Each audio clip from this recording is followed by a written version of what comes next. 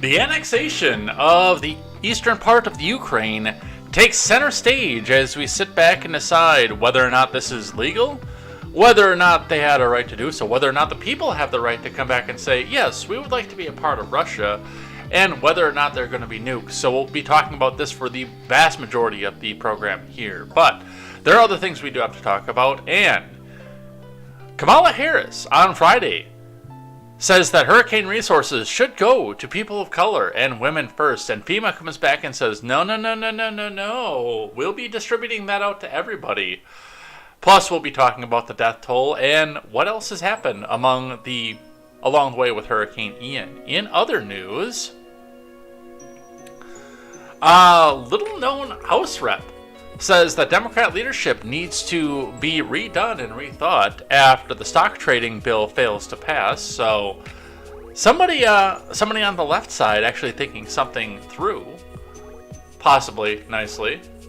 And Berkeley gets in the news for what you wouldn't think Berkeley would get in the news for, because they have possibly developed a Jewish-free zone.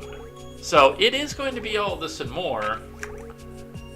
It's my territory. No, it's mine. I am Jay Edgar, and this is Contemporary.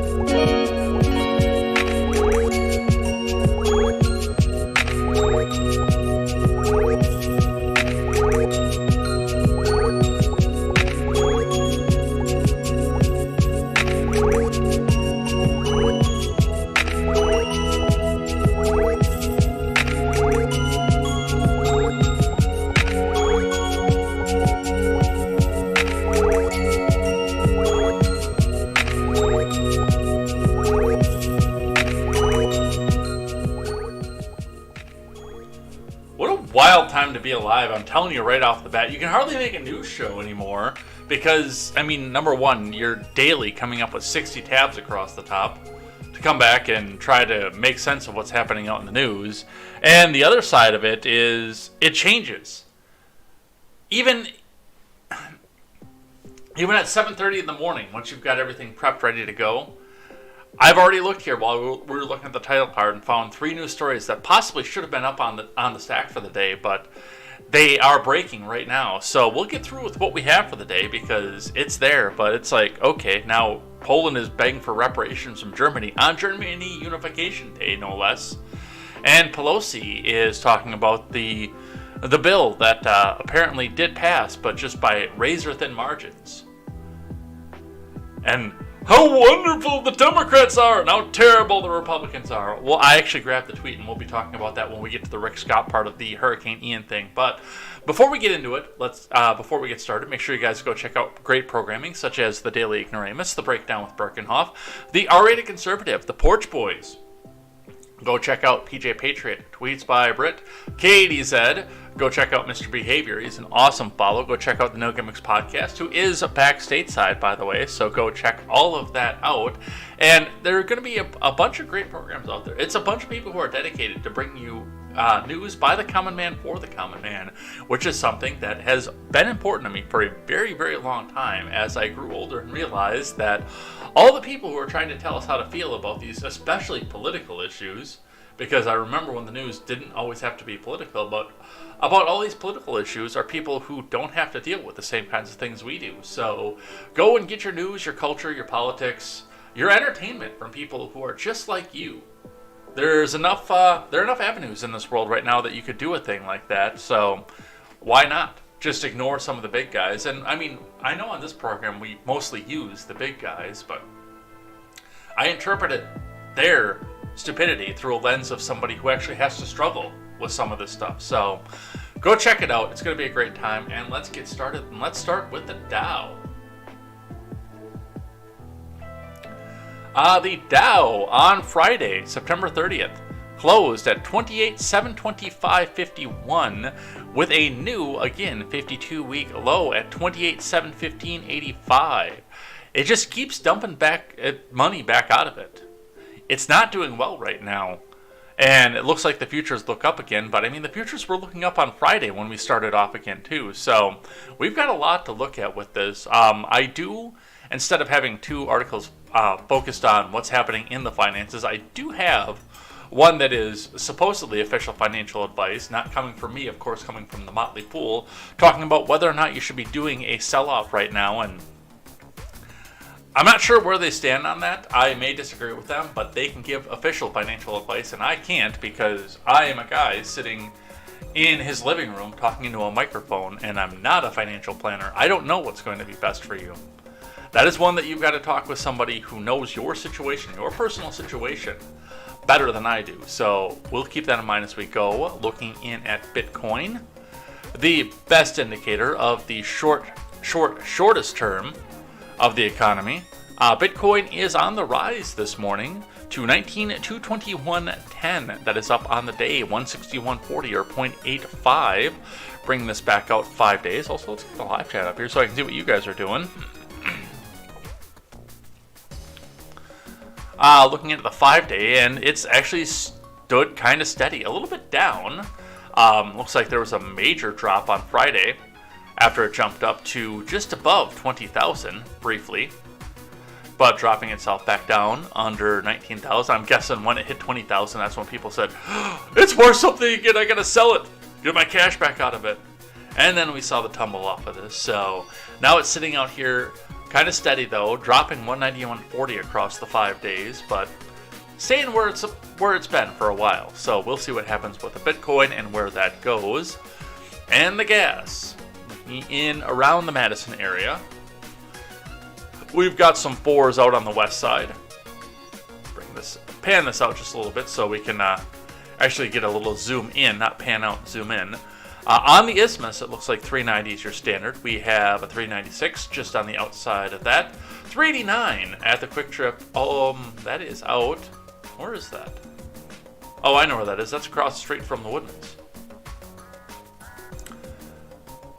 Oh, that's right. That used to be the Speedway because Quick Trip bought out all the Speedways. That's what. I'm like, I don't remember there being a Quick Trip over there, but yeah, now I know what's over there. 389 is your low price leader in the Madison area, which is terrible right now, considering we were just a few weeks ago at 330s and 320s in the Madison area, and even 319. But that's what we see around the area, so at least it's not going up right now.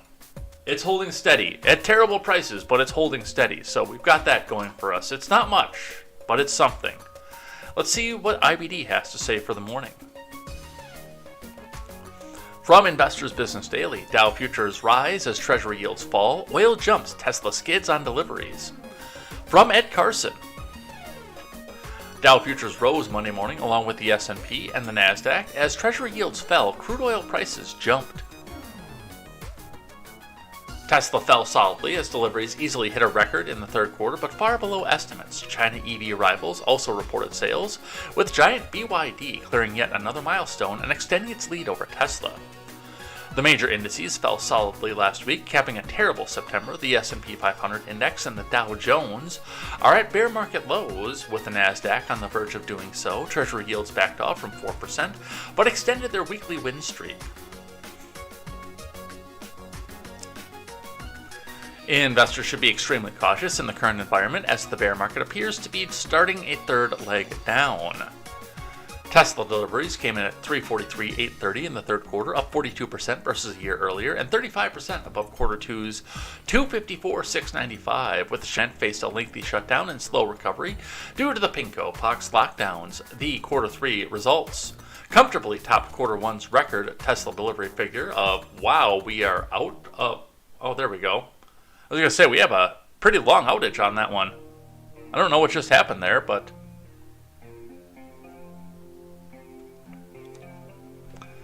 however, Tesla's deliveries came in well shy of the 355 to 365 that analysts expected.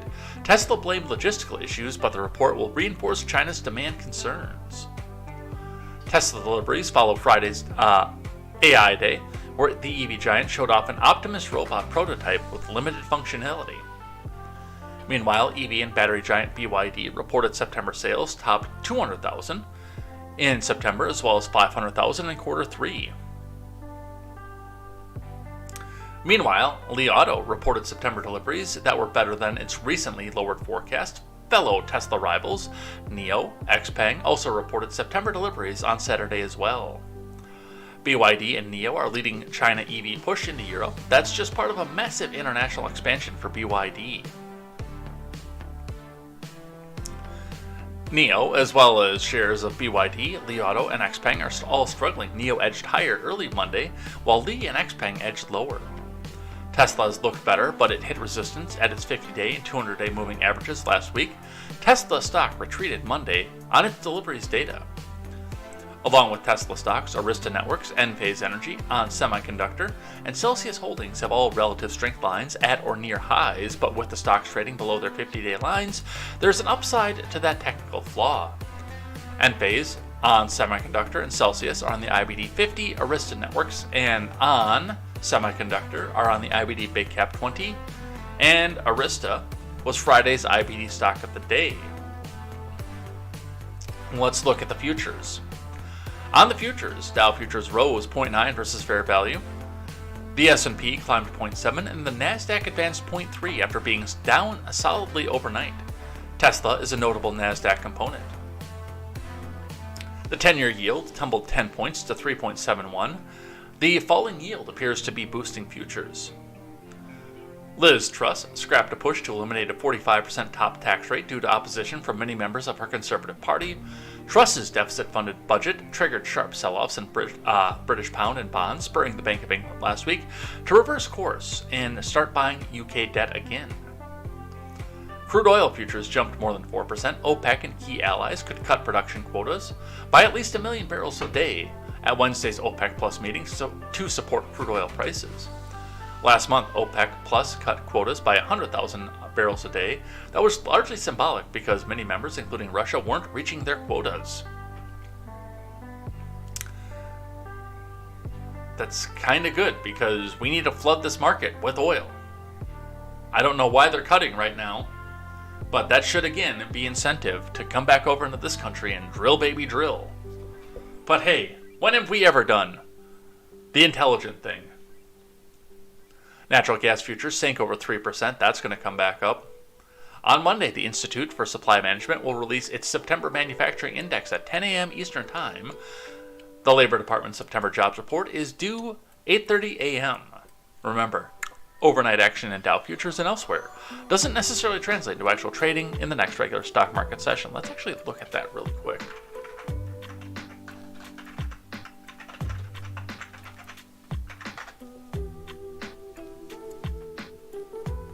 Looks like it has not dropped just yet. Looks like they're expecting an increase in payrolls of 250,000 according to KTZed, which would be down from the 315,000 added in the previous month, according to Morningstar, but other than that, no, they haven't released it yet. So, they're late, which tells me it's probably not good. But we'll see what happens with that. Let's grab one from the Motley Fool with a question. Should you sell stocks with the Dow Jones now below 30,000? From Keithan Drury. While the market outlook is grim, history shows timing the market isn't usually successful. September was an ugly month for the stock market. The Dow fell nearly 8% in the month and dropped below 30,000 for the first time since December of 2020. No, it didn't. Maybe on the closes it did, but no, it hasn't. This is not the first time since December of 2020 it's dropped below 30,000. That is a lie. Because the 52-week low was below 30,000. Not very much. 29,958 was what it was for most of the year. But no, this is not the first time it's dropped below 30,000. So you need to check yourself, Motley Fool. I look at the chart every single day. This level officially plunged the Dow into a bear market territory, down 20% from its all-time high, joining the S&P and the Nasdaq Composite. Clearly, this is an uncertain time in the stock market, and many may be scared about their investments. These feelings are natural, as watching your brokerage account lose value creates an emotional response. As a result, many investors may think it's time to sell to wait out this market. While selling might seem logical, it's not a smart move. Here's why. These people, by the way, believe they're giving you actual fiscal advice. Market timing is a losing strategy. Although the old adage of the stock market is to buy low and sell high, get your piece of the pie. I remember that song. This is easier said than done. The better thought process is time in the market is better than timing the market. The reason? Missing out on the stock market's best months can kill your returns. When you sell entirely out of the market, you must get back in at some point. Really? I wouldn't. If you do this perfectly, it's theoretically possible to make greater returns, but not as big a margin as you might expect. For example, Chuck Schwab study looked at these several hypothetical situations, including one comparing two theoretical investors who bought $2,000 worth of stocks at the lowest point each year from 01 to 20, and one who invested on the first trading day of the year. Ultimately, the person who timed the market perfectly made $151,391 versus the immediate investors $135,471. Keep in mind, that's with perfect timing. There are about 250 trading days a year. So you'd have to nail a 1 in 250 chance 20 times to have achieved this. That's a pretty impressive feat. Plus, it's only about $16,000 more for a lot of effort. What happens if you sell but miss some of the best months of the year? Merrill Lynch found that if you invested $1,000 in 01 but missed the top 10 performing months through 2020, your investment would be worth $1,699. If you left it alone, it would be worth $4,222. Missing the best months is a problem, but when do these months occur? The best months from 01 to 20, March of 09, July of 09, well, March and July of 2009 were probably the 2 points where there was no place left to go but up. Keep that in mind. April of 2001, October of 2002, April of 2009, May of 20, February 2016, February of 2010, July of 2020, and April of 2020. Which I'm a little bit, well, I'm not really that surprised that there's nothing in 2021, but I mean, we're looking at some of these numbers here. March of 2009, July of 2009, April of 2009, at points where people were coming back in from the very, very, very, very bottom of everything. April of 2001, when the Great Recession was supposed to be starting. I've actually done a lot of research into the Great Recession and still solemnly believe that it was supposed to happen right around the beginning of 2002, not 2009, 2008, 2009, when it actually did. But once we started being at war and starting having combat pay coming home, that was when we started to see some jumps back up and things like April of 2001 happening here. So that's all well and good. Honestly, the best thing you have to do right now is just think about your family and what comes from that, because you're going to look back one day and say, did I do this right? Did I do this properly? There's going to be some level of risk involved always by keeping your money in the markets versus going into a money market account, a CD, or something else like that. And even those carry some level of risk. It's a matter of sitting down with a financial advisor who knows your situation individually. There's no one right answer for everybody out there. Who knows your situation individually and can point you to the best routes to go from there. The only official financial advice that I would give, and even there I have to say for legal purposes it's not official financial advice, is that you shouldn't have all your eggs in one basket, and there should be some diversity out there. Real estate, stocks, money markets, mutual funds, etc. Not all one into the same thing and hope for the best. And there are some people who can make it with everything in one thing. There are some people who can do very well with that, but results are not typical if you keep all your eggs in the same basket, and that's what we see coming out of the markets. Let's get down into the main news of the day. Let me get the live chat back up here so I can see what's happening here. Just want to check the Discord real quick, because I'm kind of curious to see if I did go all the way up. No, I didn't. All right, let's get into it. We're going to start with a tweet that I put up to the top here that perfectly encapsulates what's going on with the news cycle today.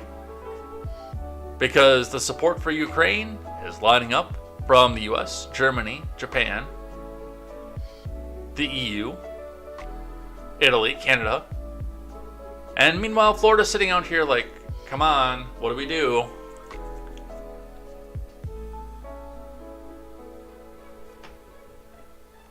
And that's also the way the news is going today too, so that's what we see out of that. Let's grab one from Axios. Zelensky. Ukraine submits accelerated NATO application. From Mark Robinson. Did I do this backwards? I think I did. That's okay, we're going to go with it. Ukraine President Volodymyr Zelensky said Friday that Ukraine is making an accelerated bid to join NATO. The announcement comes on the same day as Russia annexed 4 Ukrainian territories after a series of referenda that most Western governments have labeled a sham. At the outset of the invasion, Zelensky reiterated that Ukraine's aim to join the defensive alliance, which Finland and Sweden began the process of joining earlier this year.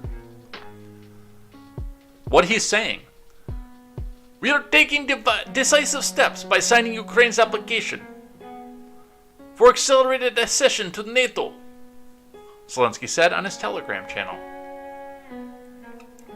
De facto, we've already proven compatibility with alliance standards. No, you haven't. You're in a conflicted contested war zone. That's like number one. In order to join NATO and the EU, largely, you have to be at peace at the time.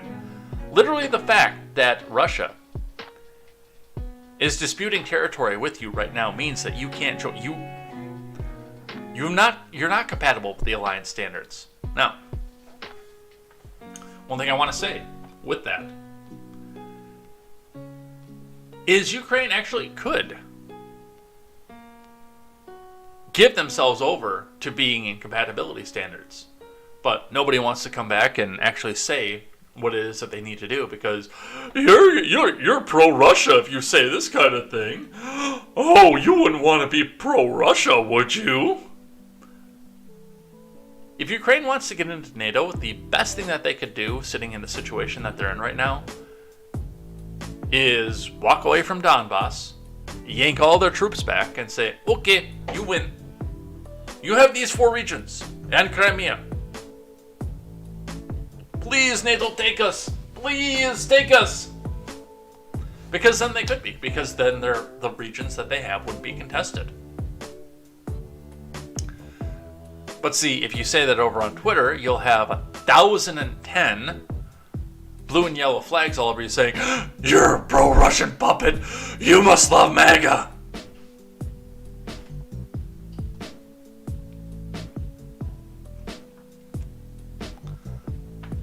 On Friday, Russian President Vladimir Putin formally annexed 4 Moscow-occupied territories of Ukraine rather. On Friday, Donetsk, Luhansk, Zaporizhzhia, and Kherson. Most Western governments, including the US and European Union, say they won't recognize the annexed territory as Russian, which is why the Ukraine can't join NATO right now. Zelensky's announcement in the response followed his previous warnings that the annexation would cease diplomatic negotiations between the countries. Our Thought Bubble by Axios' Lauren Whitney Gottbrath: a speedy accession for Ukraine into NATO is unlikely. No, it's impossible. By their charter and by their bylaws, it's impossible.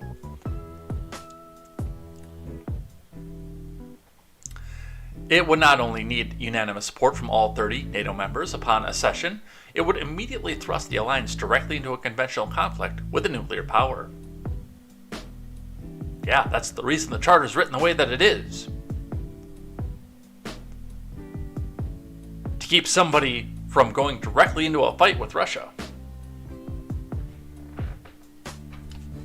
So, that's what we have coming off of this, which is fun. And no, there is no way path forward. Well, there's one path forward for Ukraine to join NATO, but they're not going to accept it.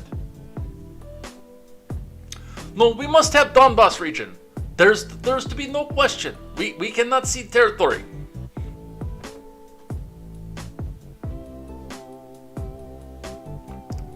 So that's what they say for that. This is the current situation. Well, not the current situation. This is from Friday still. From Red Square, though. According to Disclose.tv, crowd chants Russia, Russia, Russia, which is also what Democrats have been chanting since 2015, in Moscow's Red Square as Putin makes an appearance. Let's listen.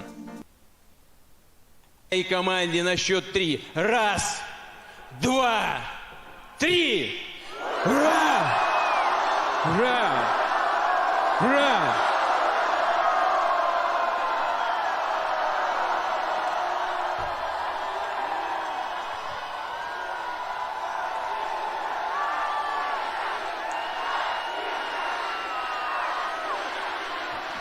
USA! USA! USA! Oh, wait, we're not doing that. Дорогие друзья, мы сделаем все для того, чтобы поддержать и команде на счет 3. Раз! Now, unfortunately, I can't translate that for you because I don't speak any Cyrillic languages. So,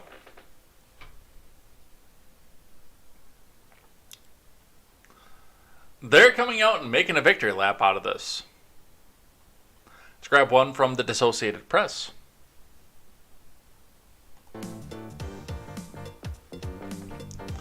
Putin illegally annexes Ukrainian land. Kiev seeks NATO entry from John Gambrell and Hannah Arirova.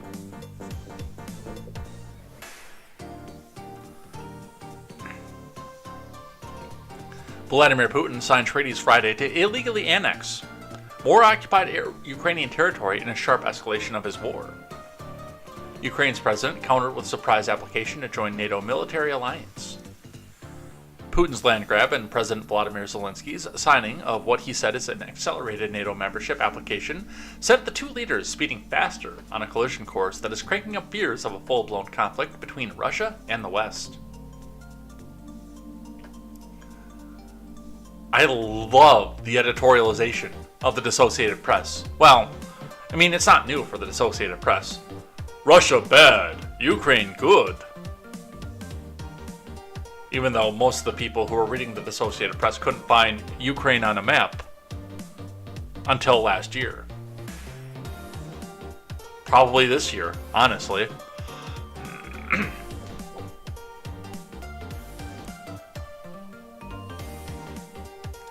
Putin vowed to protect the newly annexed regions of Ukraine by all available means. A renewed nuclear-backed threat that he made at a Kremlin signing ceremony where he also railed furiously against the West, accusing the US and its allies of seeking Russia's destruction.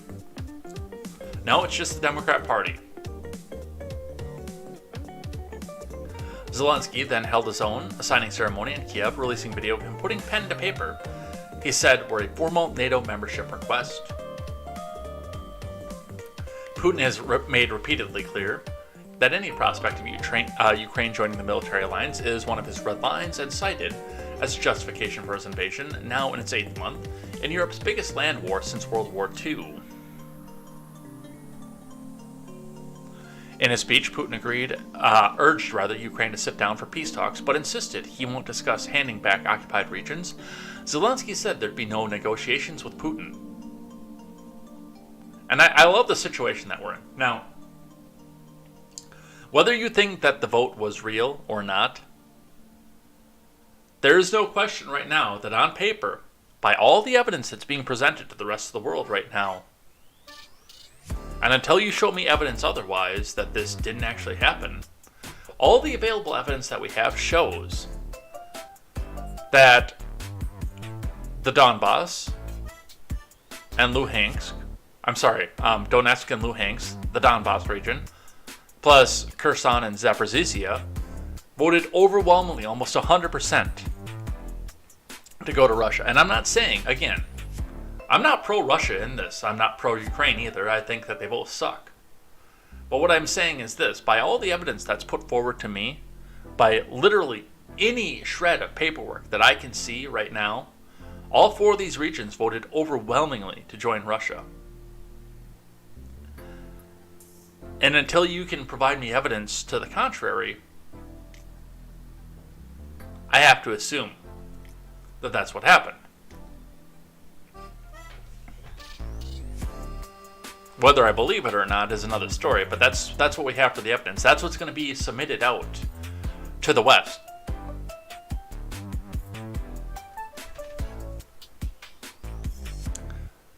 So the people over there want to be a part of Russia.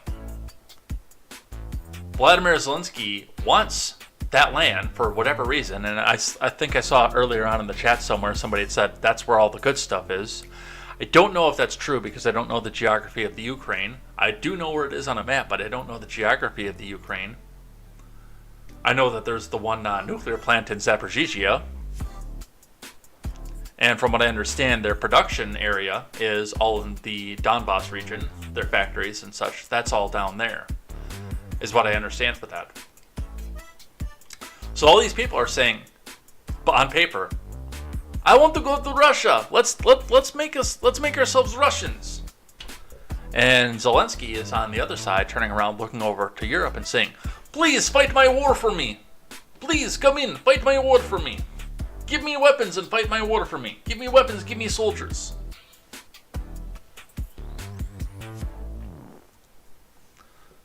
Let's keep going. We are ready for dialogue with Russia, but with another president of Russia, the Ukrainian leader said. At his signing ceremony in the Kremlin's ornate St. George's Hall, Putin accused the West of fueling the hostilities to turn Russia into a colony and a crowd of soulless slaves. The hardening of his position in the conflict that has killed and wounded tens of thousands of people further raised tensions already at levels unseen since the Cold War. Global leaders, including those from the G7 leading economies, responded with an avalanche of condemnation. The US and the UK announced more sanctions. Yes, as winter is coming in Europe. Yes, let's put more sanctions out there. Well, I guess they can't really sell the gas over to Europe anyway.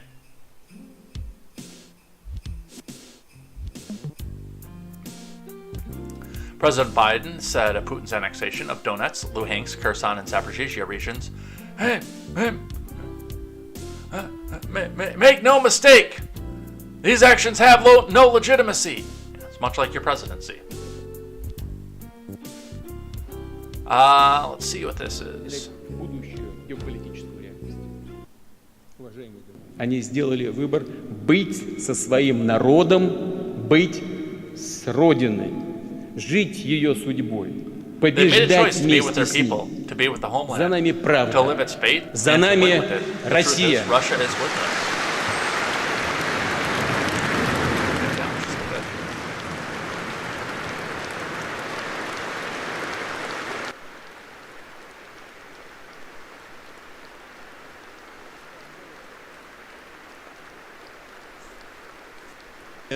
Документов.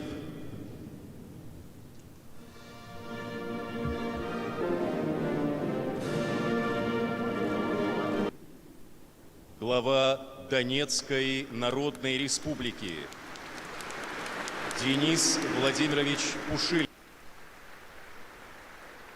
Of course he's goose-stepping, why wouldn't he be? And of course she's got a mask on. I hate everything. I really do.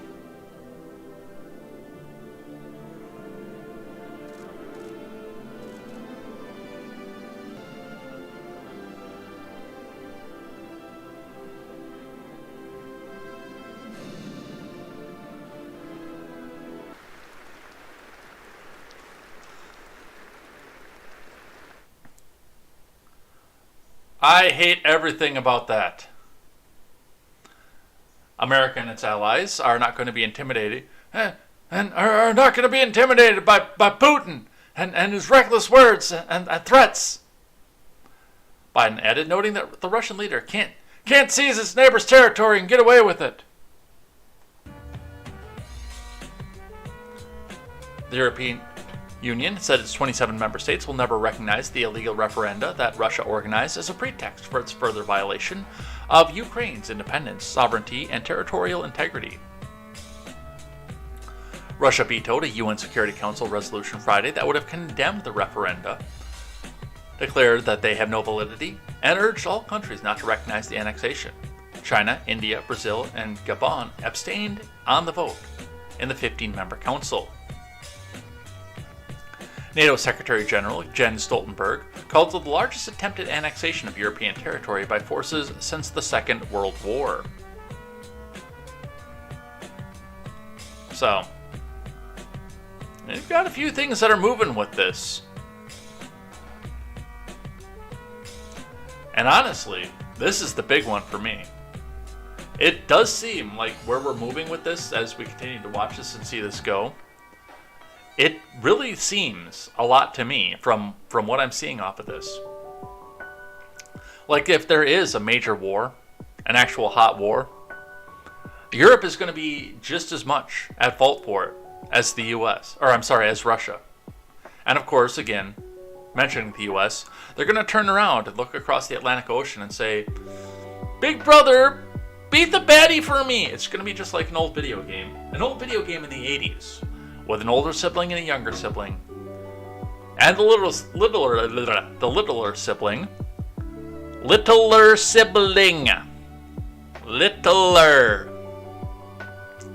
The smaller sibling looking up and saying, "I can't do it, Big brother, beat it for me.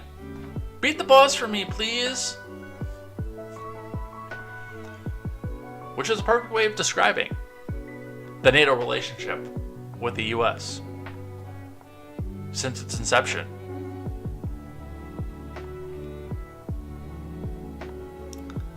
All right. What do we have here from the BBC? Ukraine war, Putin's annexation will fail, says Ukrainians at Eastern Front. From Orla Guerin. I don't know when they started putting authors on the BBC, but I'm glad I can cite who it is that I'm speaking with, or speaking through.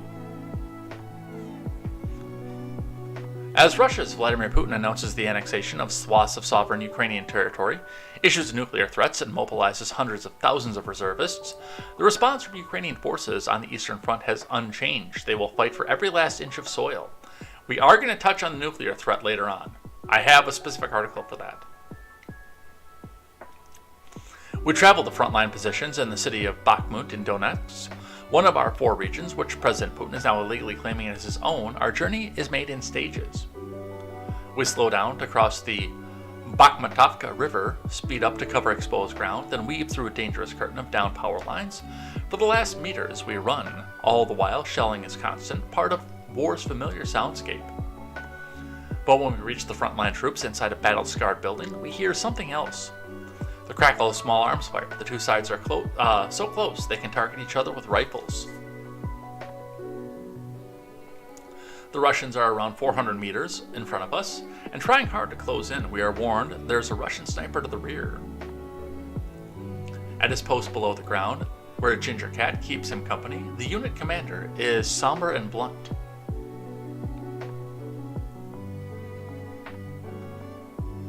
It's pretty hard here now, says Alexander, a 31-year-old. It is stressful. Everyone is under pressure. The enemy is very near, but we are standing and fighting back.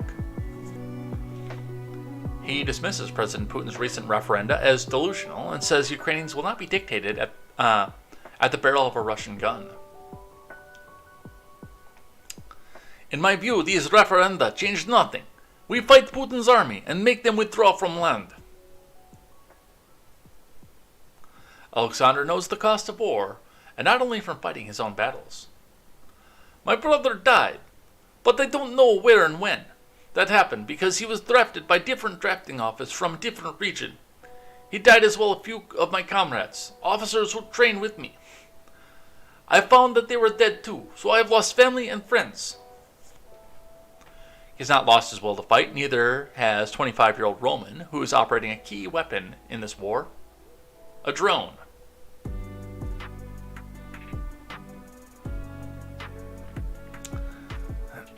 So they're holding fast, and again, I don't know if they're coming in from like Kiev or parts of Western Ukraine to come back and fight, but I question if they are local to the Donbass region that they're fighting over right now. I really do. Let's grab one from NBC. Ukraine retakes a key city Putin claimed to have annexed. Here's why it matters. This is Lyman, of course. From Mikhail Agarwal. Ukraine says it's retaken full control of a key eastern city on Sunday, handing the Kremlin another stinging setback, just days after Russian President Vladimir Putin proclaimed that the area would belong to his country forever. The recapture of Lyman represents a symbolic and strategic victory for Kiev, which vowed its forces would push deeper into the occupied territory after forcing Moscow's military into its latest bloody and humiliating retreat. Western officials and observers said Russia's loss of a key logistics hub key to the supply of forces in the south and east was a significant development that would pave the way for more.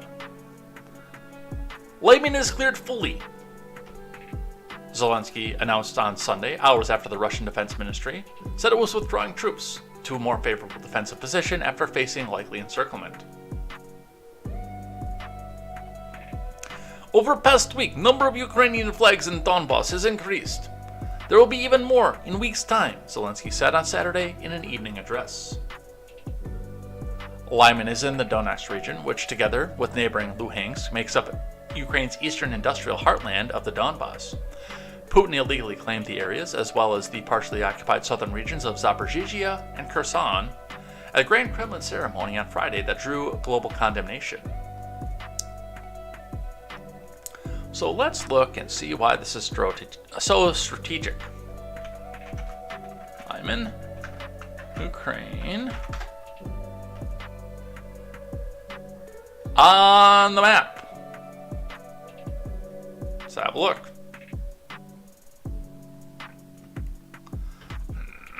Well, that's got little lines around it saying this is disputed territory.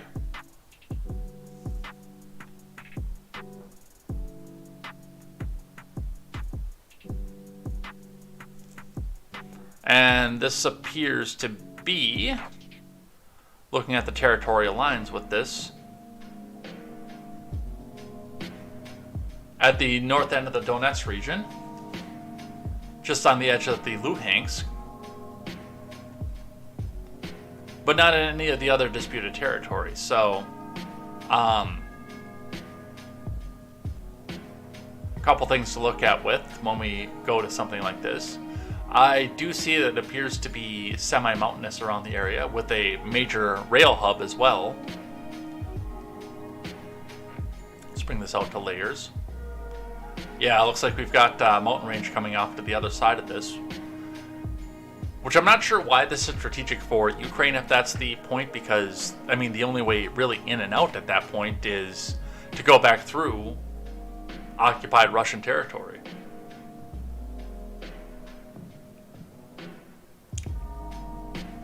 Or in this case, annexed Russian territory. Making an incursion into Russian territory to get your troops in and out. Or sending them slugging through a bunch of mountains.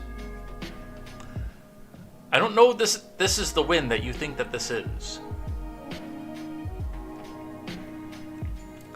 Just from a completely strategic standpoint, this looks like kind of a wash, almost. But that's where we're at for that.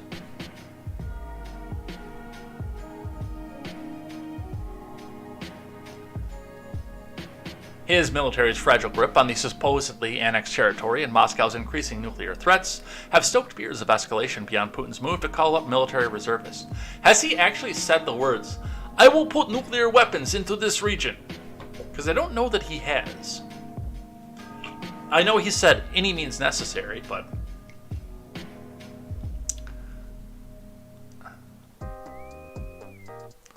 the setback comes at a delicate time for Putin domestically.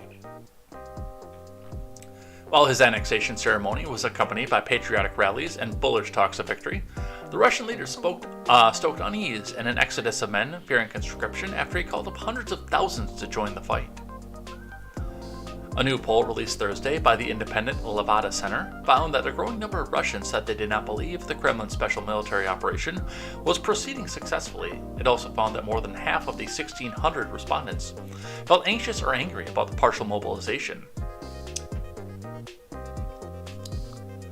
The loss of Lyman marks the biggest battlefield shift since a lightning Ukrainian counteroffensive in the northeastern Kharkiv region last month that turned the tide of the 7-month conflict. It sparked a new wave of criticism from pro-military voices online that illustrated the way in which Ukraine's military was now driving the war's direction despite the Kremlin's high-profile efforts to regain the initiative. And again, I don't think that Lyman is that important on the Ukrainian side. On the Russian side, definitely. But on the Ukrainian side, I don't think it's that important. Being buttressed up against a mountain range.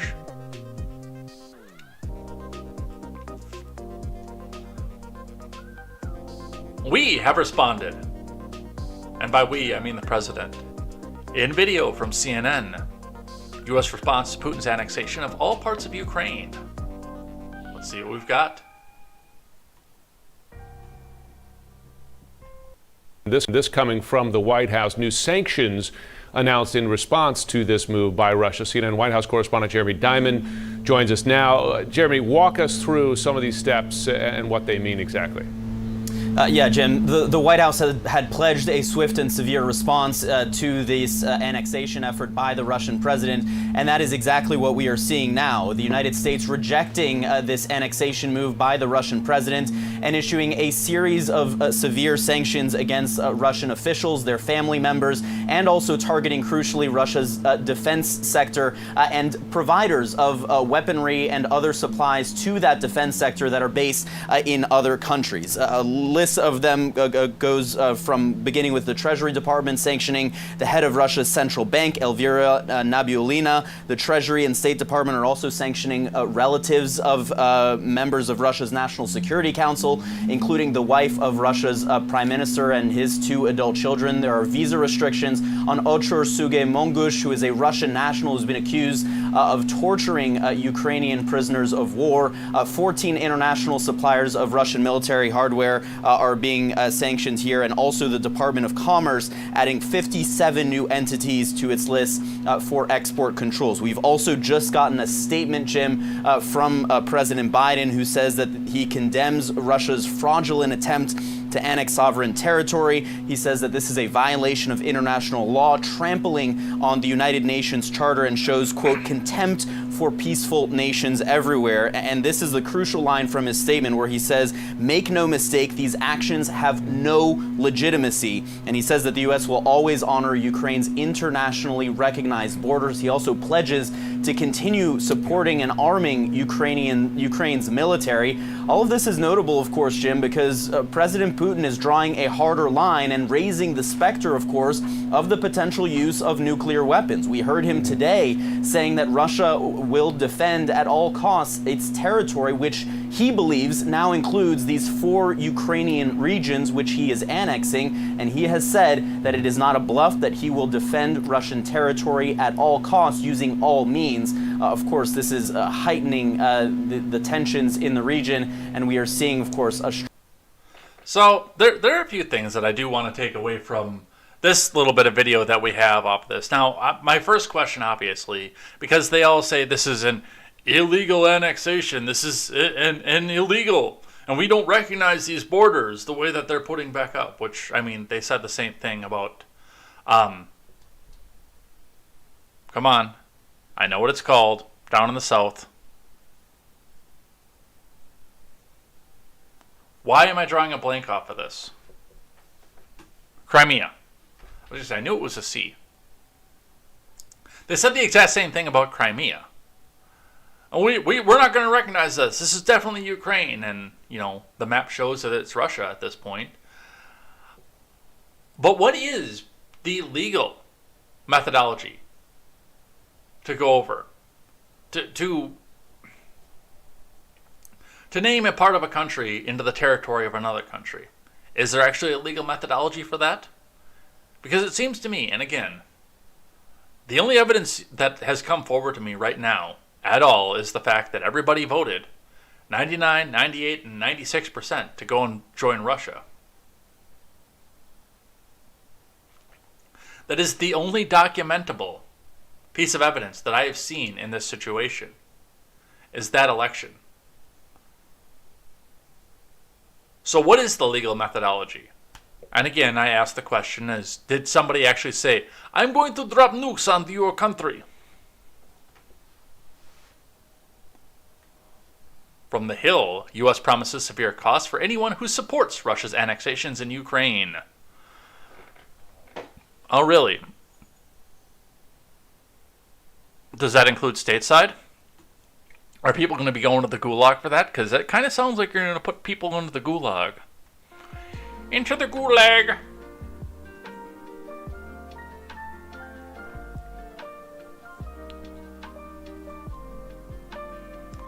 National Security Advisor Jake Sullivan told a top Ukrainian official on Sunday that any individual or entity who supports Russia's annexation of the regions in eastern and southern Ukraine will face severe consequences.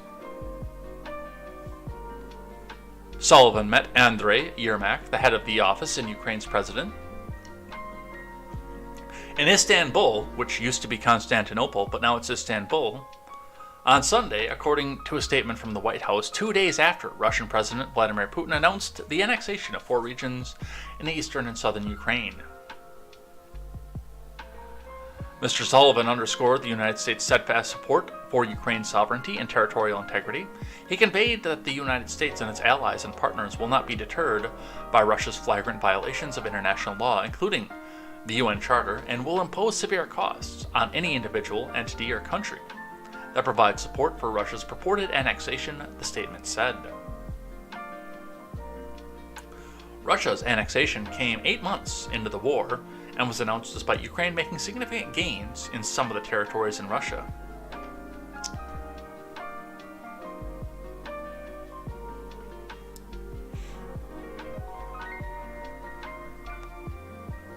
Did I lose my place?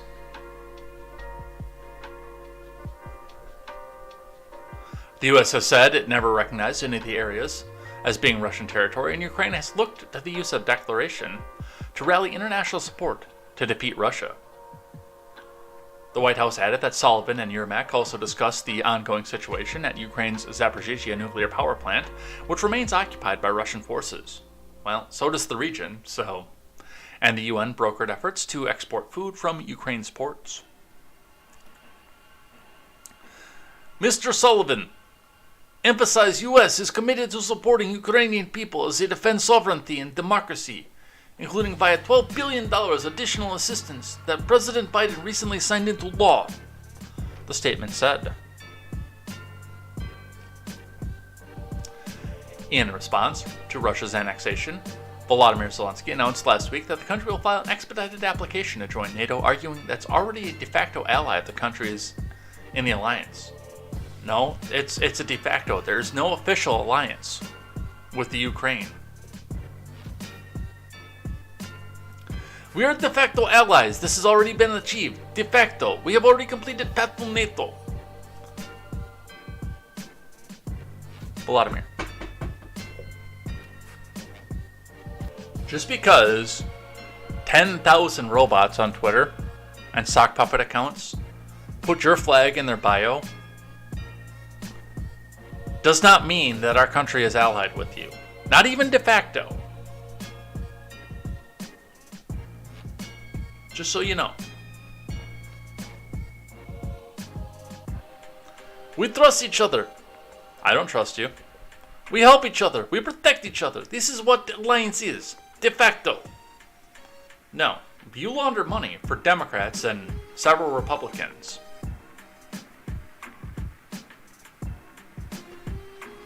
There's a difference.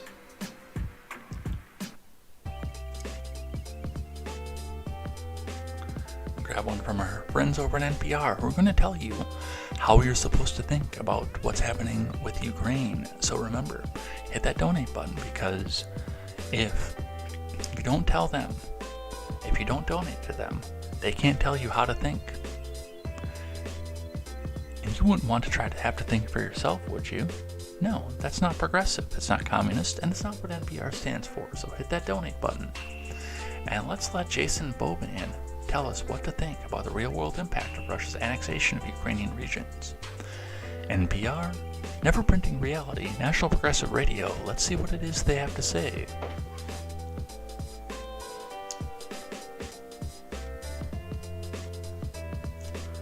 President Putin formally annexed 4 regions of Ukraine. Ukraine responded by submitting an application to quickly ascend to NATO. The moves are an escalation in the conflict. Let's listen. Russian President Vladimir Putin today formally made 4 regions of Ukraine that are currently occupied by his troops territories of the Russian Federation. The West swiftly and widely condemned the move. President Biden reiterated the U.S.'s support for Ukraine and had this to say about Putin. He can't seize his neighbor's territory and get away with it. It's as simple as that. NPR's Jason Bobian is in Mykolaiv, Ukraine. That's a city very close to one of the regions that was subsumed by Russia today. Hi, Jason. Hey, Elsa. Okay, so how is this announcement being received in Ukraine so far?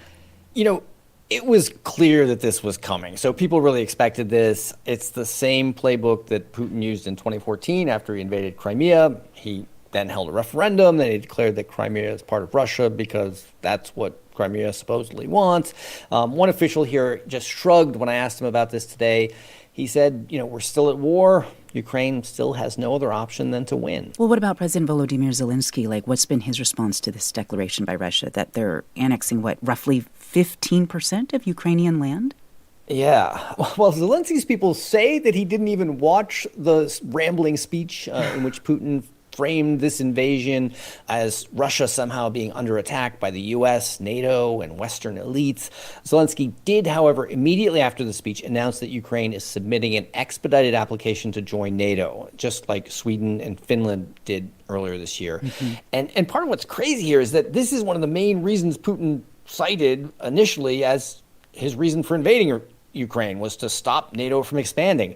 In a video speech on his Telegram channel announcing this application for NATO membership, Zelensky denounced the theft of Ukrainian territory. He accused Russia of redrawing international borders with murder and blackmail. And Zelensky went on to say that Ukraine is willing to enter negotiations with Russia, but not with Putin. Putin, in his address, said he's ready to negotiate with Ukraine, but not about the 4 territories he just annexed, saying that those will be part of Russia forever. Well, can I ask, what is the real world impact of these so-called annexations by Russia? Like, what kind of difference will this make to people's lives there day to day? So, I talked to this guy today who had just arrived in Mykolaiv yesterday after fleeing out of Kherson. And Kherson is one of the Russian occupied regions that was just officially annexed. And this man said that this really matters, that for him, he saw this coming. He was in Crimea when Russia annexed Crimea, and he decided that he had to get out of Kherson. He walked for 20 days, he said, crossing through 15 to 17 Russian checkpoints. He couldn't remember exactly how many. But he believed that if he stayed and Kherson became part of Russia, he would get drafted into the Russian army and be. He had to walk for 20 days, uphill both ways, through the snow, through the driving mountains, and wow. Some of this stuff is beyond the pale, I swear. Hey, I talked to this one guy here, and he said he had to go walk for 20 days and through 15 Russian checkpoints. And he was afraid that he was going to get conscripted to the Russian army. So the one guy in a region, and if he walked for 20 days too, by the way, then he's probably deep up onto the border. There are a couple problems that I have with the story. Number one, I don't believe it. The big problem I have with the story is when I look at something like this. This is a guy for 8 months before the annexation, which only happened a couple days ago. Did he actually walk for 20 days just a couple days ago? But for 8 months, he's out here walking for 20 days. Means he is probably pretty close to the Russian border.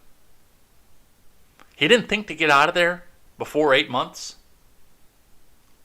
Or was he conscripted by the Ukrainian army? And that's why he had to stay there.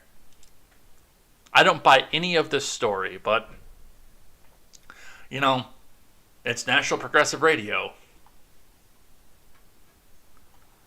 A NATO leader on Ukraine's fast track into the alliance membership has to be taken by consensus.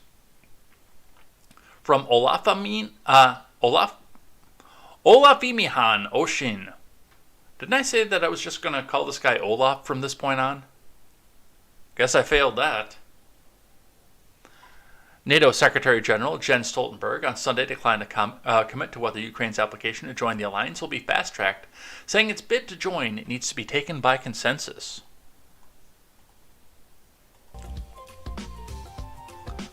Volodymyr Zelensky announced last week that the country will file an expedited application to join NATO. We know this.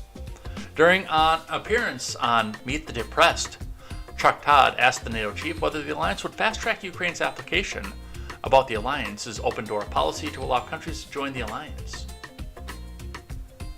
NATO has an open-door policy, and every nation, including, of course, also Ukraine, has the right to choose its own path, including what kind of security arrangements it wants to be a part of, Stoltenberg told Todd. At the same time, any decision on membership has to be taken by consensus. All 30 allies have to agree to make such a decision. Well, right, that's because they'll be committing their territories and what little bit of military they have into the fight against Russia.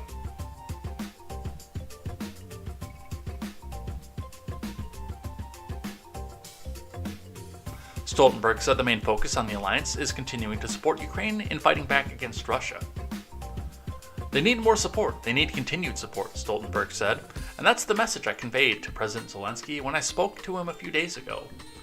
And that's the message from NATO leaders, and again, not least from the US, which really makes a difference and matters when we see the war going on in Ukraine.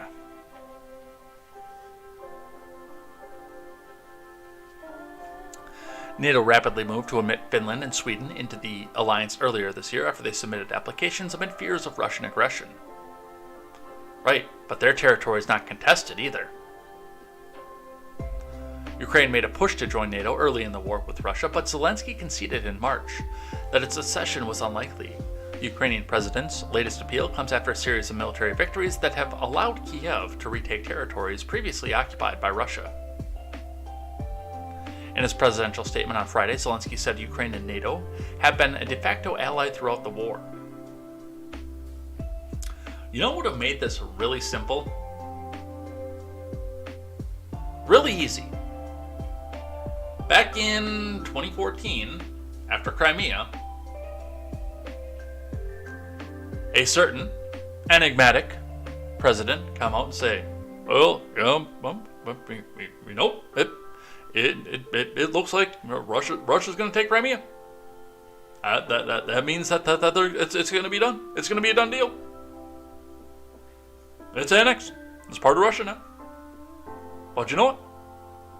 I urge everyone, and I can get away with urging everybody, because I speak eloquently. But let's go ahead. Let's go ahead and make the Ukraine part of NATO. That's it. Everybody do it, because I said so. And you wouldn't want to argue with the first black president of the United States, would you? Nope. I wouldn't think so. You're all white, and that would be racist for you to do. So, let's go make this part of NATO, and it'll all be done. 2014, that would have been the easiest way to avoid all the crap that we're seeing right now. Do I think it would have been right? No, not necessarily. Do I think it would have avoided what's happening right now? Oh, yes. Without a doubt.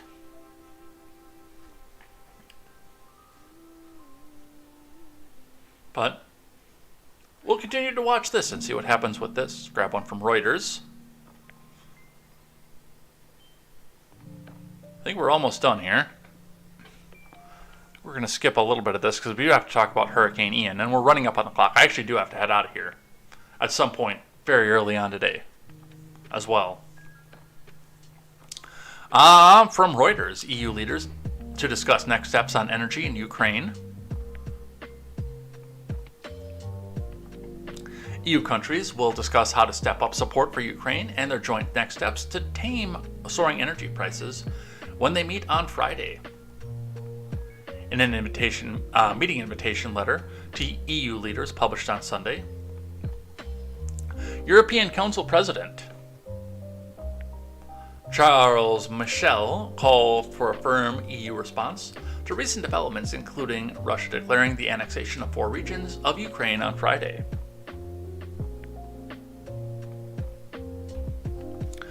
At our meeting, we will discuss how to continue providing strong economic, military, political, and financial support to Ukraine for as long as it takes, said Michel, who chairs meetings of the EU country leaders. Russia's proclaimed annexation came after Moscow held what is called referenda in occupied territories. Western governments in Kiev said the votes breached international law and were coercive and non-representative. PayPal is having problems. Looks like they changed something out here. We'll probably talk about this tomorrow. I got a ping over on one of the Discords that I'm in talking about PayPal.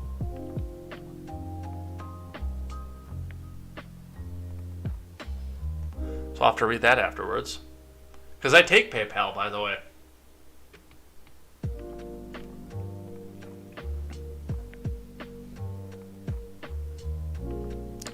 Our primary objective is to ensure that we guarantee security of supply and affordable energy for our households and businesses, particularly as winter cold approaches, he says.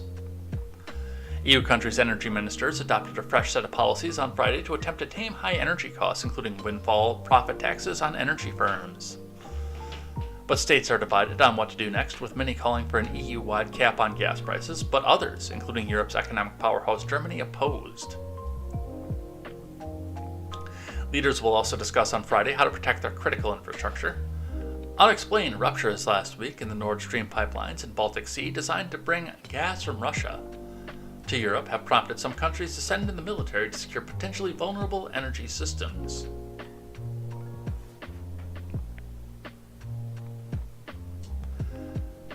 Yeah, I think a lot of this is, we're screwed. United States, please send us gas.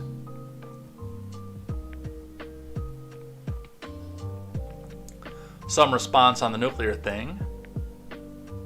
And then I think I'm going to skip these last ones and we'll go talk about Ian. General Petraeus, Russia can't win war. Putin uses tactical nukes. US and NATO will destroy Russian conventional forces. Are you threatening me? I am Cornholio. I am Putin. Are you threatening me? From Hank Berrien.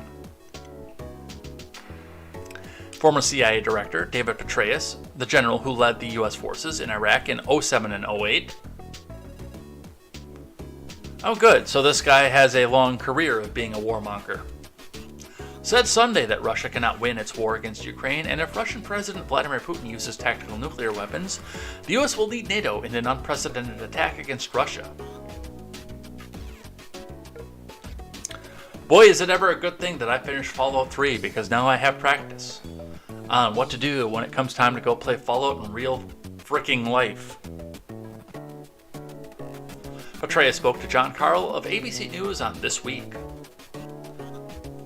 He's losing, Petraeus said of Putin, and the battlefield reality he faces is, I think, irreversible. Over the last 7 months, Zelensky and Ukraine have mobilized vastly better than has Russia. In other words, Ukraine has recruited, trained, and equipped, and organized, and employed forces incomparably better than Russia has. Excuse me. By irreversible, you mean Russia cannot win this war? Carl suggested. They cannot, and there's nothing he can do at this point, Petraeus answered. The losses have been staggering. They have been many multiples in 7 months. What Russia lost in nearly a decade in Afghanistan, many multiples. We have video of this. Let's listen. CIA Director and retired four-star General David Petraeus. So, General Petraeus, how significant, how big was Putin's move here? I mean, on one hand, he's announcing this annexation, but he's doing it literally as Russian forces were retreating. It is significant, but it's also desperate. He is losing. And the battlefield reality he faces is, I think, irreversible. In other words, over the last 7 months, President Zelensky and Ukraine have mobilized vastly better than has Russia. In other words, Ukraine has recruited, trained, equipped, organized, and employed forces incomparably better than Russia has. And the reality facing Russia now is that Ukraine, a country a third the size of Russia, has a bigger, much more effective army on the ground and other assets as well. All of this, of course, supported by the arsenal of democracy. The United States now up to $17 billion, over another billion announced this week, in military arms, ammunition, and materiel, and also supported by the other NATO countries and other Western countries around the world. So he faces a situation that I think, again, is irreversible. There's no amount of shambolic mobilization, which is the only way to describe it, no amount of annexation, no amount of even veiled nuclear threats can actually get him out of this particular situation. He announced the annexation, and he's already lost a really critical element in that, a critical city that would have been a very key supply hub had they been able to go farther. And that's just going to continue. He's going to continue to lose on the battlefield. And at some point, there's going to have to be recognition of that. At some point, there's going to have to be some kind of beginning of negotiations, as President Zelensky has said, will be the ultimate end. And at some point, by the way, as well, I strongly agree with the idea of Ukraine becoming part of NATO, although, as Senator Rubio noted, let's make sure that the battlefield goes well first. But by I noticed, by the way, down at the bottom, they're telling me, Ginny Thomas testifies. Oh my God, Ginny Thomas testifies.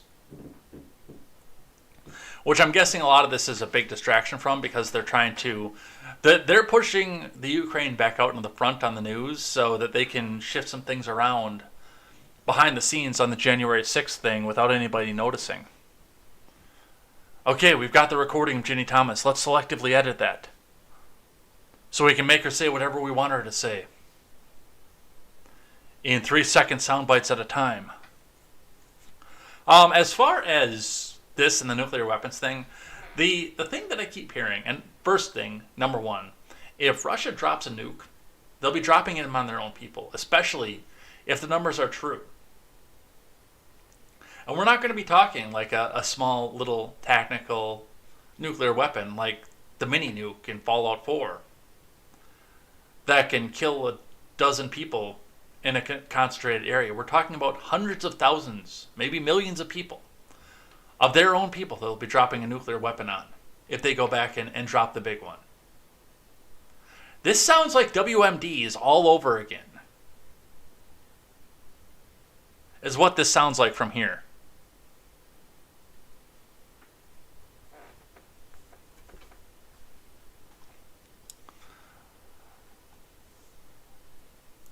Let's see. The Defense Secretary responds to Putin's nuclear threat. Let's grab this one quick.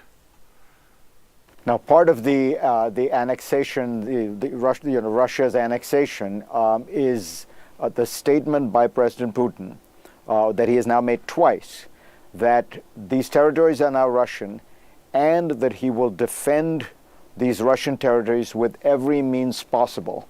And Russian media has repeatedly interpreted that to mean, very specifically, nuclear weapons, as has Dmitry Medvedev. So this seems to raise the stakes enormously. What do you make of the fact that Vladimir Putin is essentially saying at this point that if he feels there is an attack from NATO, I suppose, on Russian territory, which now includes all of the Donbass, he reserves the right to use nuclear weapons in response? Again, it's an illegal claim. It's an irresponsible statement. These are, this nuclear saber rattling is not the kind of thing that we would expect to hear from leaders of large countries with capability. And so, what we can expect to see, we can expect that the Ukrainians will continue to move forward and attempt to take back all of the territory within their sovereign borders here.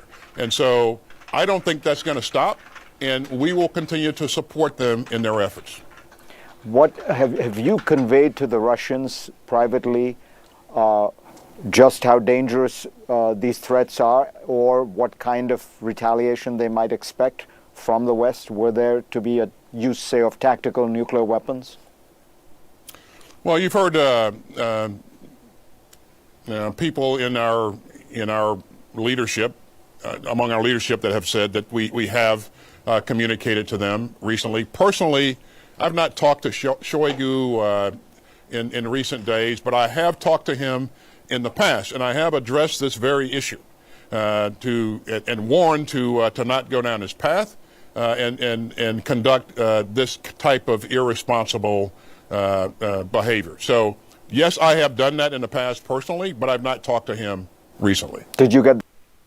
All right, so that's what Lloyd Austin has to say about this. And again, I say, just like I said before, is this WMD's 2.0?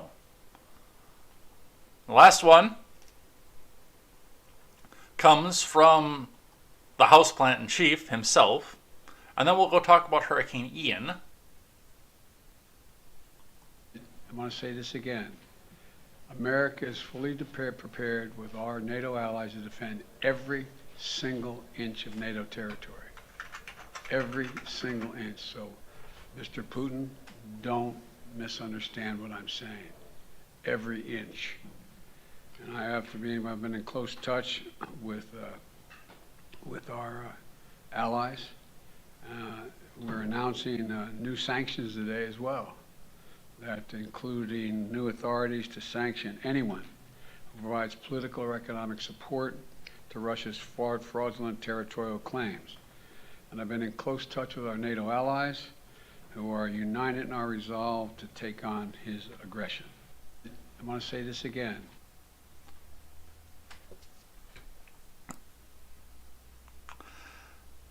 Well, it's been fun.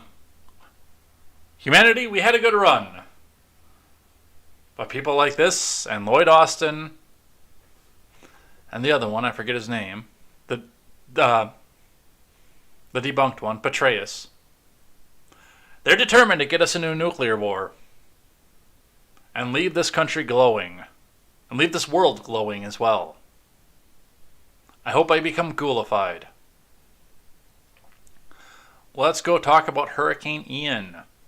From CNN to start with. Death toll soars to 76 in Florida after Hurricane Ian demolished entire communities. From Naran Saliheh and Holly Yan.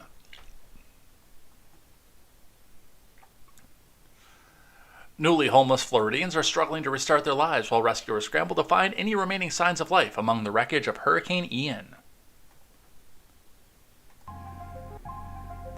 In some cases, emergency workers are juggling both unimaginable tasks. Some of the guys in Pine Island, they lost everything, but they're doing what they can, said emergency physician Dr. Ben Abbo, who is preparing to join first responders on a rescue mission Sunday near decimated Sanibel Island and Pine Island. It brings tears to my eye to see how hard they're working. But because Hurricane Ian washed out Sanibel Island's lone road to the mainland Florida, we're helicoptering in and doing our grid search, Abbo said. More than 1,100 people have been rescued from inundated parts of southwest and central Florida since Ian crashed into the state last week. Ron DeSantis' office said more than 800 were rescued in Lee County alone, Sheriff Carmine Marceno said on Sunday. But as the search for survivors continues, rescuers are also finding more bodies. Officials can say Ian killed at least 76 people in Florida and 4 more in North Carolina. Those lucky enough to survive face an arduous road to recovery. More than 689,000 homes, businesses, and other customers in Florida still did not have power as of Sunday evening, according to poweroutage.us. Many are without clean tap water, with well over 100 boil water advisories in place around the state, according to Florida Health Department data. Oof.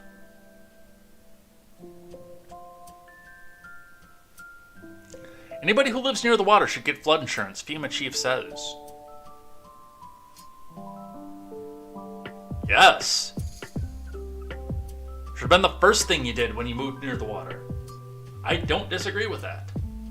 I don't usually agree with the FEMA chief because I don't agree with big government, federal spending and aid or anything else like that at the taxpayer expense. But that is one thing I agree with the FEMA chief about is, yes, if you live near the water, even if you just have a little private lake on your land, you should have flood insurance.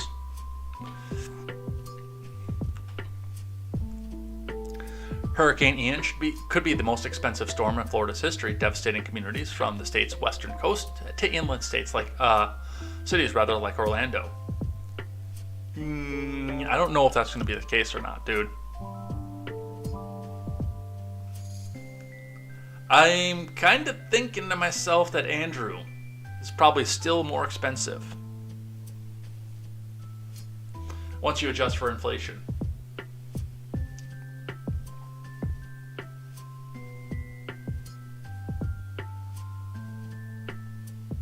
While Florida has more flood insurance policies than any other state, only about 13% of homes there have flood insurance, and only 18% who live in the counties that had mandatory or voluntary evacuation orders in place ahead of Ian, according to an analysis by actuarial firm Milliman.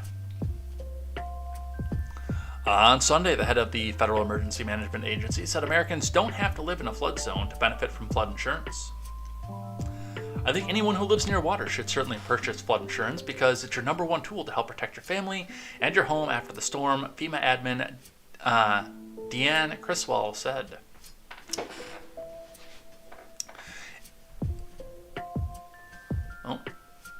If you live near water or where it rains, it can certainly flood, and we have seen with that multiple storms this year.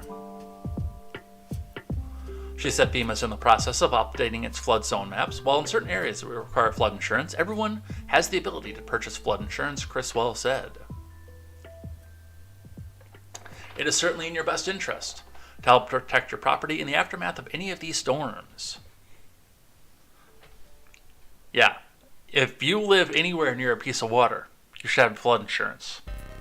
At all. Period.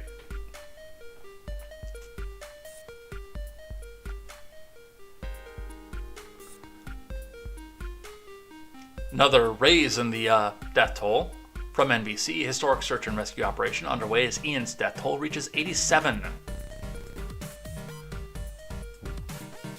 From Mithel Agarwal and Julianne McShane.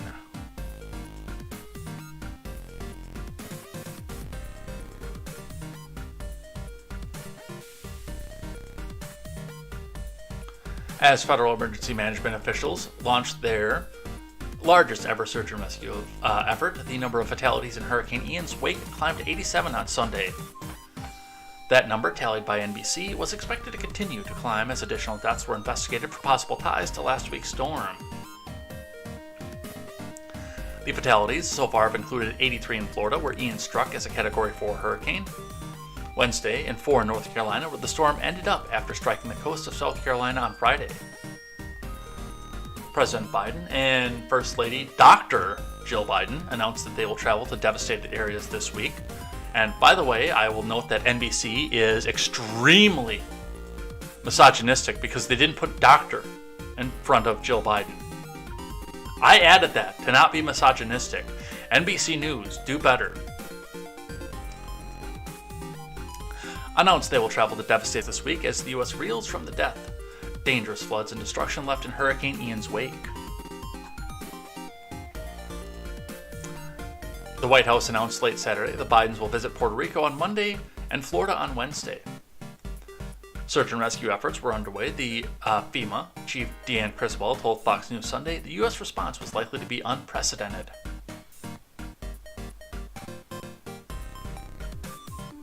From the Hill. By the numbers, Hurricane Ian's destruction, from Julia Mueller.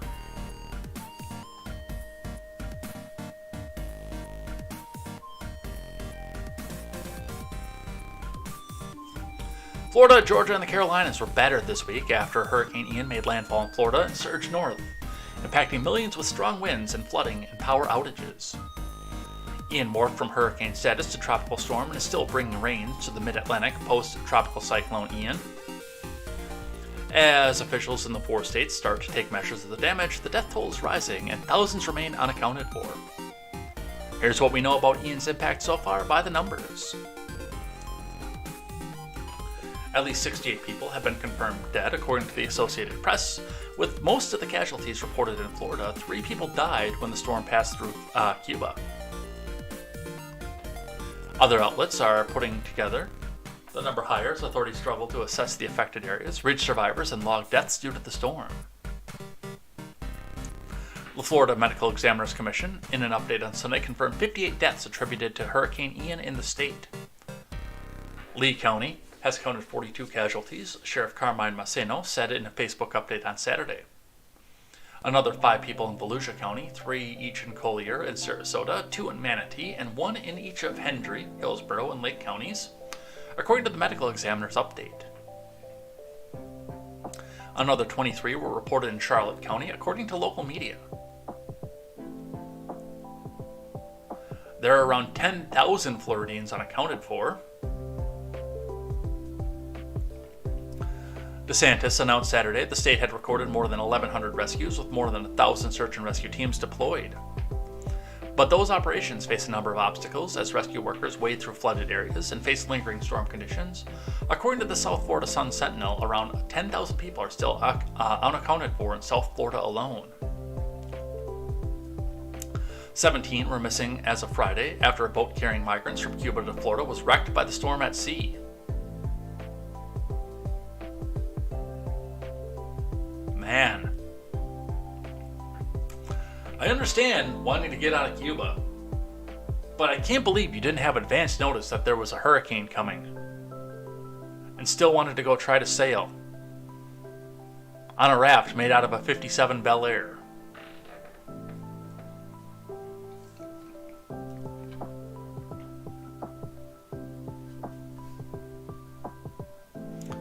Over 685,000 people are still without power. 150-mile-an-hour winds and record rainfall. Cost to insurers could reach $63 billion with a B. I don't know how you buy insurance in that state, by the way. Like, if I was an insurance agent, I know that I could probably make bank off of it, but it's just, I couldn't bring myself to write these policies knowing that I'd have to pay out at some point. From what I understand, as an insurance agent, the point is to write the policy and hope that you never have to pay it.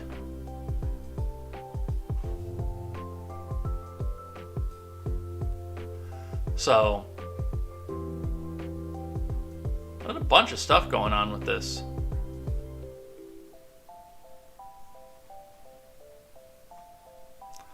But the important issue, of course, VP Harris telling us what the important is not getting people back into their lives. It's not getting people started again. It's about equity. The Real Fly says VP Harris says hurricane resource funds to go to people of color first. Sorry, whites.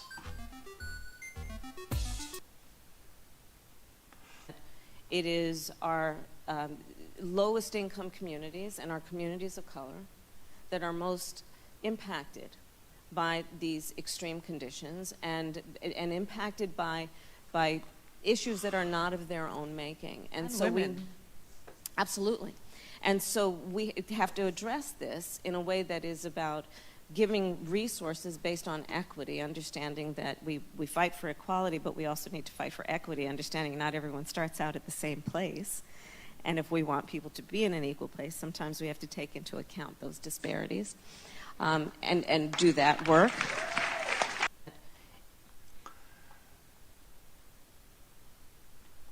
And to go on from that, The Blaze reporting.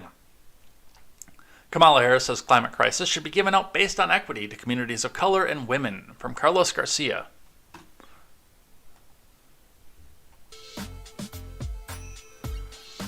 Kamala Harris said at a forum that the Biden admin would focus on communities of color when doling out aid related to climate change. Harris was responding to a question from actress Priyanka Chopra Jonas at the Democratic National Committee Women's Leadership Forum on Friday. Jonas asked about aid in Florida from Hurricane Ian and also to global leadership on the issue. It is our lowest income communities and our communities of color. Is that kind of like poor kids are just as smart as white kids? That are most impacted by these extreme conditions and impacted by issues that are not of their own making, said Harris. And women, interjected Jonas. Absolutely. And so, we have to address this in a way that's about giving resources based on equity, understanding that we fight for equality, then the need for fight for equity, and understanding not everyone starts out in the same place. No, everyone starts out in the same place. They just don't have the same outcome. We have to account for these disparities and do that work, Harris continued.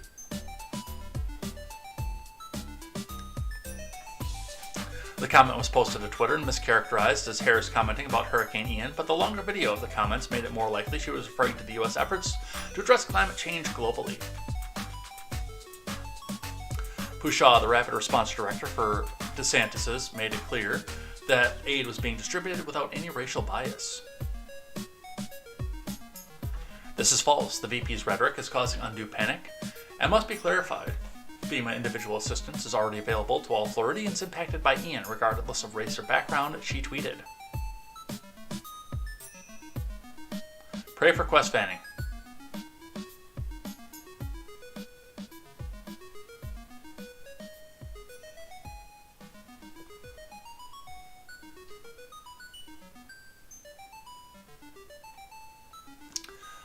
Going on from this.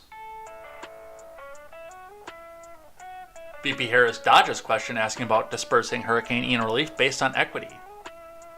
From Adam Sabes. Harris dodged a question asking if she could explain what she meant when stating the Biden admin would take equity into account when dispersing natural disaster relief. Her comments came on Friday after Hurricane Ian made landfall in Florida as a Category 4 storm and in South Carolina as a Category 1 storm. At least 47 people died in Florida. After the hurricane made landfall, Harris made the comments about at the DNC's Women's Leadership Forum. We've heard the clip here. In a video obtained by Fox News Digital, when asked if she could clarify the comment, she didn't answer the question. Vice President, can you clarify what you meant about equity for hurricane relief? Harris was asked.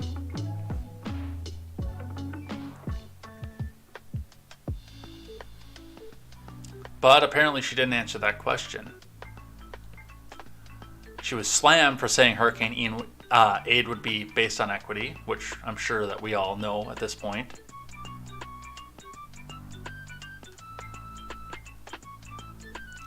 But most importantly from the Daily Wire, we're going to support all communities. FEMA admin vows to help everybody after VP Harris's hurricane relief equity comments. From John Rigolisso. FEMA admin Deanna Criswell vowed that Hurricane Ian relief would be provided to all communities after Vice President Harris said last week that the Biden admin would prioritize aid to minorities based on equity. Appearing on Face the Nation on Sunday, Criswell was asked to respond directly to the comments made by Harris. Criswell claimed the Vice President was speaking on the longer term. Still, she also reassured Americans that federal government resources would support all people affected by the natural disaster. Our programs support everybody, Criswell told host Margaret Brennan. I would say I believe some of the things the Vice President was talking about are the long-term recovery and rebuilding these communities to be able to withstand disasters so they can have less impact. But we're going to support all communities. I committed to that to Florida, to Ron DeSantis rather. I commit to you right here that all Floridians are going to be able to get the help that is available to them through our programs.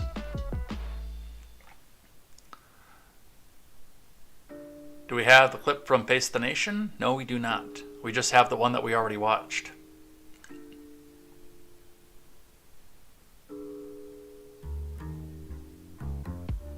So, yes, if you are eligible, apply for the aid and see if you can get it. And I don't typically advocate for using government subsidy, but it's there, and if you need it, use it. We'll work on trying to localize it more in the future, but not at the expense of rebuilding lives, especially when the money's already there. What else do we have? DeSantis defends early hurricane response as questions mount over evacuations. From Bruce Ritchie. DeSantis on Saturday defended the state's early preparations for Hurricane Ian as questions remain over whether hard-hit areas received enough advance warning to evacuate. DeSantis said local officials in Lee County, where Ian made landfall Wednesday as a Category 4 hurricane, acted appropriately when they issued evacuation orders on Tuesday after the storm's forecasted path had shifted from the eastern panhandle to Tampa Bay and eventually further south to the Fort Myers area. Several other counties in the southwest Florida and west central Florida, including Charlotte, immediately to the north of Lee, had issued mandatory evacuation orders for their barrier islands on Monday, offering crucial extra time for people to depart a low-lying region with a few major escape routes. The National Hurricane Center warned Monday that the region from Fort Myers to Tampa Bay faced the highest risk of storm surge, regardless of Ian's exact path.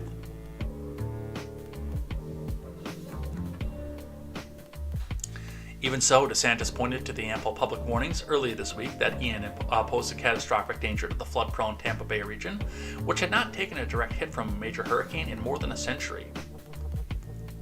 When we went to bed Monday night, people were saying this is a direct hit on Tampa Bay, the worst scenario for the state, DeSantis said during a briefing in Fort Myers on Saturday. The Republican governor's defense is part of what could become a long debate about the region's warnings and preparations for Ian, one of the most destructive hurricanes ever to hit the U.S. The storm struck 18 years after another Category 4, Charlie, similarly crashed ashore in southwest Florida after being forecast to hit Tampa Bay. That incident prompted meteorologists and emergency managers to warn against focusing too obsessively on the skinny black line of a hurricane forecast track, urging people to pay more attention to the wider swath of expected winds and surge. Other hurricanes, including Sandy in 2012, have prompted changes to the National Weather Service's communication strategies and raised questions about the adequacy of the U.S. computerized hurricane models. Ian killed at least 44 people, according to reports from the state's medical examiners. Some media reports had the fatality as total as high as 50, and the number will surely climb. Yeah, you guys did, by the way, have considerable advance notice of this one.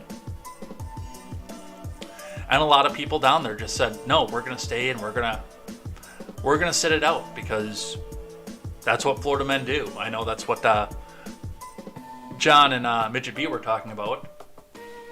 Oh no, we're Florida men. We have hurricane parties. So a lot of people that did this by choice. I think it may have been a stupid choice, but it is their freedom to do so.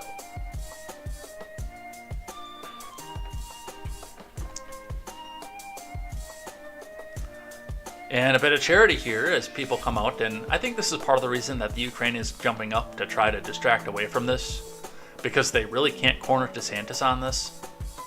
And part of the reason that we had this meme at the top of the show, because it does seem like he's doing all the things that he needs to do. From the Daily Wire. DeSantis cooks breakfast at Waffle House for hurricane first responders. From Ryan Saavedra. That might be just for a photo op. But even if it is just for a photo op, that's what leaders do. They put on the apron and they get down there and they do it. I still don't agree with the way that Ron DeSantis runs Florida. The executive order-in-chief of the state of Florida. I don't agree with that. But this does warm me up a little bit to him.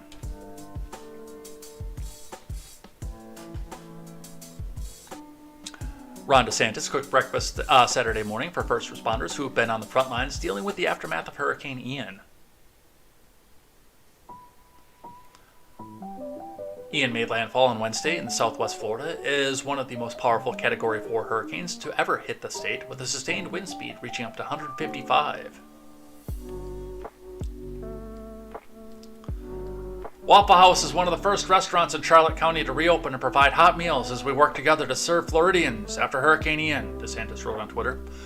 Thank you for providing meals to the linemen working to restore power.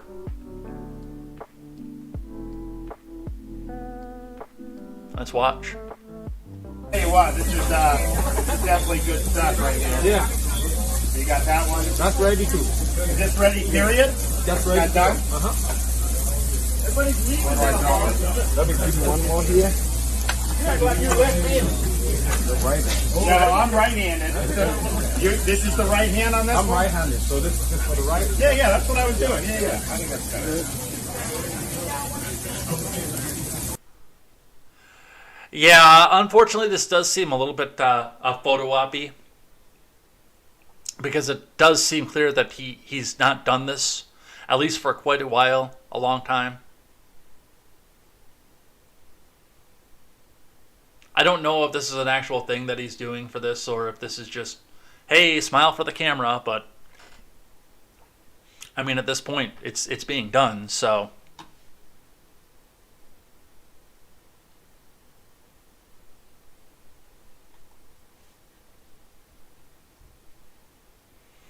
DeSantis issued updates on his admin's hurricane recovery efforts after surveying numerous devastated areas and meeting with officials in impacted communities.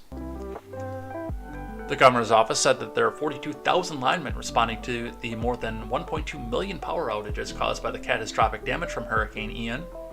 The linemen have already restored power to more than 1.4 million Floridians, the governor's office added. As of early Saturday morning, over 1,000 members of search and rescue teams made more than 1,100 rescues. Helicopters had been used for nearly 200 of the rescue responses, and Florida National Guard is also involved in efforts to conduct search and rescue operations with individual counties. So, it looks like the recovery is on its way. We'll see what the final numbers are and how long it is before we get power back to there, but on the other side of it, we had charitable DeSantis, and now we have base DeSantis. You loot, we shoot. DeSantis delivers unflinching warning to criminals after looters caught stealing in devastating Hurricane Ian aftermath. Don't even think about looting. From Paul Saka.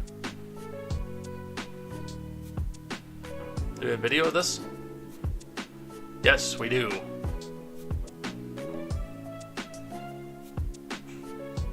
Try to loot. So we've got some looting video here. Let's talk a bit about this. DeSantis issued a stern warning to would-be criminals thinking about taking advantage of the chaos left by Hurricane Ian. Don't even think about looting. Ian obliterated areas of southwest Florida this week, leaving a trail of death and destruction. The current death toll is at least 45 people, but that number is expected to rise as search and rescue teams access areas that have been isolated from the devastating effect of the Category 4 hurricane. Ian made landfall near the islands of Cayo Costa, with winds of 155 miles an hour, just 2 miles an hour short of the Category 5 hurricane on the Saffir-Simpson scale. Only 3 other hurricanes that hit Florida were stronger. Labor Day Hurricane, 1935, 185 miles an hour. Hurricane Andrew, 165, and Hurricane Michael, 160. The monster storm reduced the coastal areas to rubbish and tossed yachts like toys. However, some Floridians have used the dire situation to loot businesses. On Friday, the Lee County Sheriff's Office posted photos on social media of 5 individuals being arrested for looting. Sheriff Marceno means business and has taken zero tolerance stance on looting where patrolling, and you will be arrested if you partake in criminal activity, the Sheriff's Office declared in a Facebook post. And that's the Facebook post right there, the people sitting out there in cuffs that got caught doing the looting.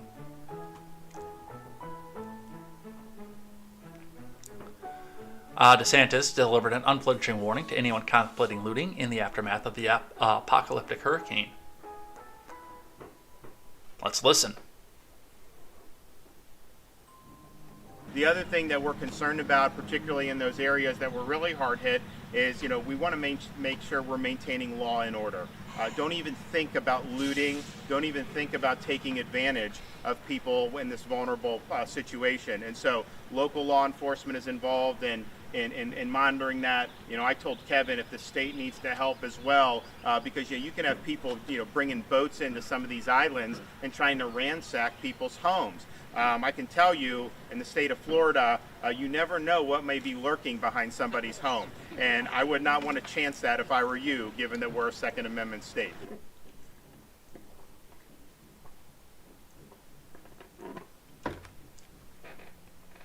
Based.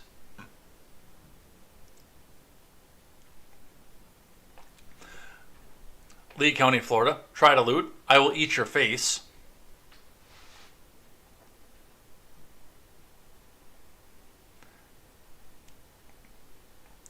And another one of the arrest.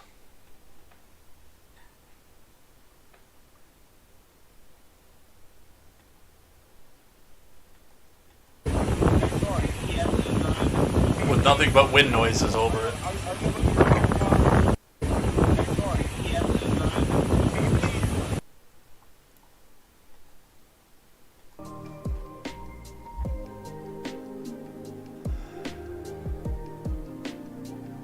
Pelosi saying the quiet part aloud. This isn't so much about hurricanes, but this is about Florida at least.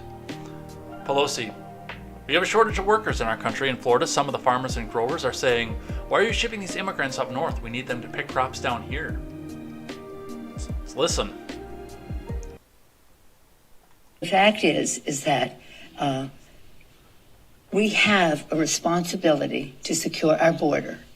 We also have a responsibility to recognize the importance of newcomers to our nation.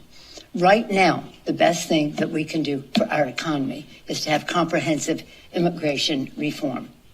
We have a shortage of workers in our country, and you see even in Florida, some of the farmers and the growers saying, why are you shipping these immigrants up north? We need them to pick the crops down here. But that doesn't mean that we don't recognize our moral responsibility as well. When the president, the former, occasional occupant of the White House, the fact is that yeah, that pretty much sums it up right there. Who will pick the cotton?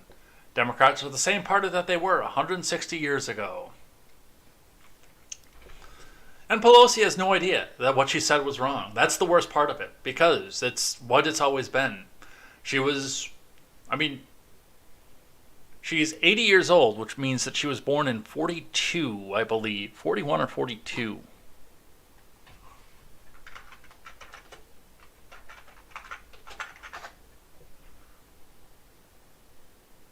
'82, she was born in 1940, so she was coming to age in the 60s, when it was okay to come back out and say colored folks and get behind the line and all this kind of stuff that they were able to do back then that they shouldn't have been doing. And I don't know that she's grown past that at some point. I mean, she pretends to do it on paper, but clearly when she's out there talking, stuff like this comes out. And it's really, really surprising when stuff like this comes out too, when you realize the fact that what I've been saying for years, Democrats don't care about pathway to citizenship unless they need to go back and drum up a new swath of voters for anything. They don't care about pathway to citizenship. They don't care about DACA. They don't care about the DACA kids, even though they're going to be doing something. And DACA has been that's been a sticking point to me since I started my political journey. That's part of the reason that I decided to get myself into the fray, was because of DACA, because I realized that these people were in immigration limbo and will be for probably the rest of their lives. As a political pawn to be drummed up every time a new Republican tries to run for office. Oh, he's going to go try to end DACA. Oh, he's going to try to get you deported. Oh, we know that you're in a legally limbo state. You're in immigration limbo right now. But this next guy's going to come in and he's going to deport you back to a country that you've never been in and you don't know. They don't care about that. What they care about is opening up the border and having a de facto slave army, not army, but a de facto slave workforce for their rich business industry buddies who donate to their campaigns.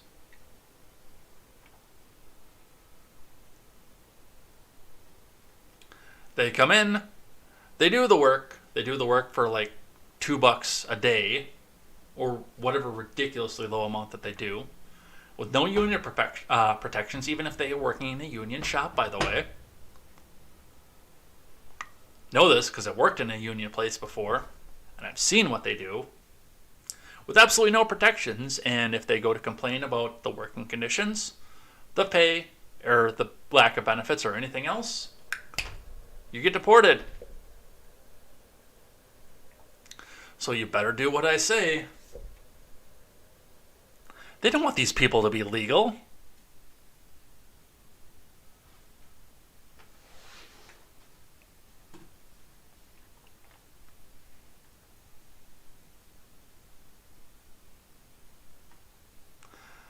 On the relief bills, starting with the USA Today, Senator Marco Rubio says he'll oppose the Hurricane Ian relief bills that include pork. And that's something you know is coming already at this point. They're going to make these bills, they're going to write these bills. They're going to be must-pass bills. Do you want to deny the aid from the people of Florida? Oh, by the way, here's an extra $500 billion in spending for gender studies in Kentucky. What does that have to do with Florida? Florida? What are you talking about? From Murdy Nzanga.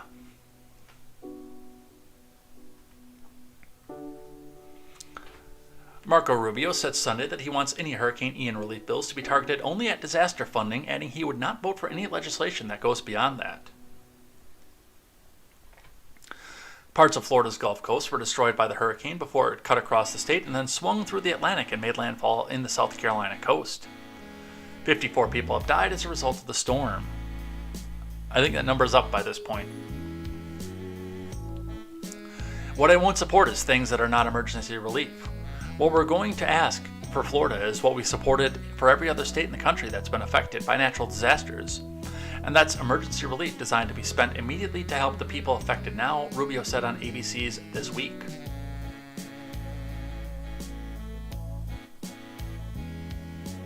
Rubio voted against Superstorm Sandy relief in 2013 because he said some funding in the bill was irrelevant to the relief.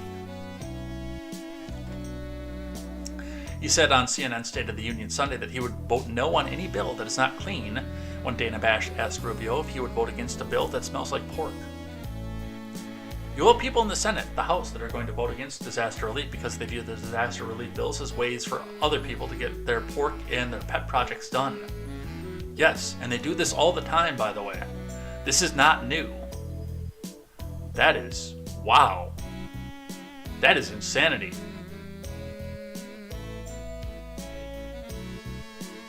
You're not supposed to park those on dry land, dude.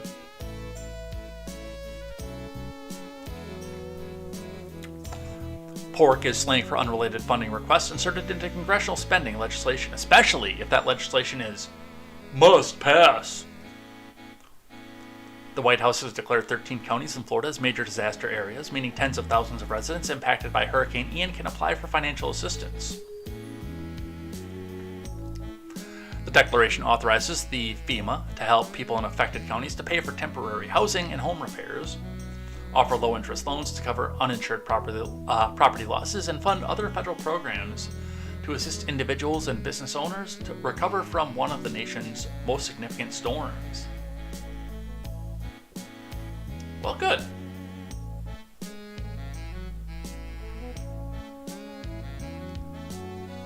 We've got a little bit of government behaving badly, but we do have to start getting ready to get out of here for the day, so let's see what we can get to. Biden talking about Kamala and what I think their plans are for her. As you're about to find out, Doug and I married way above our station. You've already seen one example of that. You'll soon see another. Doug, thank you for the introduction. And Doug's right. You're the first, but Kamala often says you won't be the last. Kamala won't be the last woman to be vice president or president. As you're about to find out. So this tells me that he's probably going to step down at some point before 24. I hate to say it, but or he just said something stupid out of his mouth or tried to make it sound like he thinks that he's confident she'll get elected even though she got 1% of the vote in the primaries before.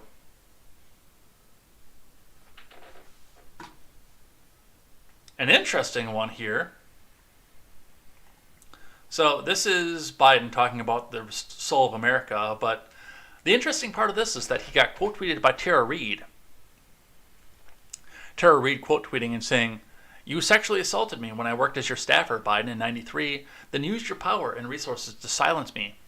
Do not ever speak of decency again. There has never been a proper investigation into your depravity." Which is true, there really hasn't. As far as Tara Reid goes, and a lot of people are going out and first thing, when you hear the "believe all women" line, you understand that it goes out the window as soon as this. And I quote tweeted this, and I had said the same thing. I said, I can't condemn Biden over Tara Reid because there doesn't appear to be enough evidence to bring before a grand jury. But I also can't condemn Kavanaugh for Blasey Ford because there doesn't appear to be enough evidence to bring before a grand jury. I am consistent on that. But again, the consistency comes on the believe all women sign, and you see that out the window with this. It's the double standard that gets me.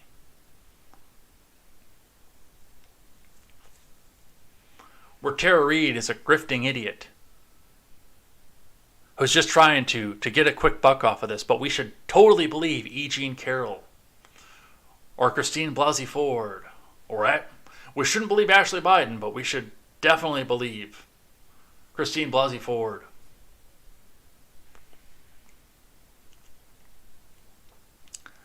And again, if there's enough evidence to bring before a grand jury and get a criminal conviction, then do it.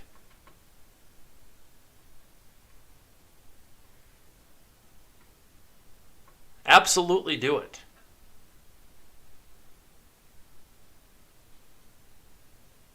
But I've yet to see one of these cases come forward that has enough to bring before. I don't believe them and I don't disbelieve them. The accused has the right to stand in front of a jury of his or her peers, not be tried on social media. But this all comes from Biden talking about the soul of America. Excuse me. Let's listen. But there's a lot more we can do, but we have to do it together to restore the soul of America. When I ran, I said one of the reasons I was running literally was to restore the soul of America. Bring back some decency and honor in the way we talk about one another, the way we deal with one another. But there's a lot more we can do, but we have to do it together to restore the soul of America. When I ran, Yeah, you probably shouldn't talk about restoring the soul of America with your fist shaking in front of a blood-red background.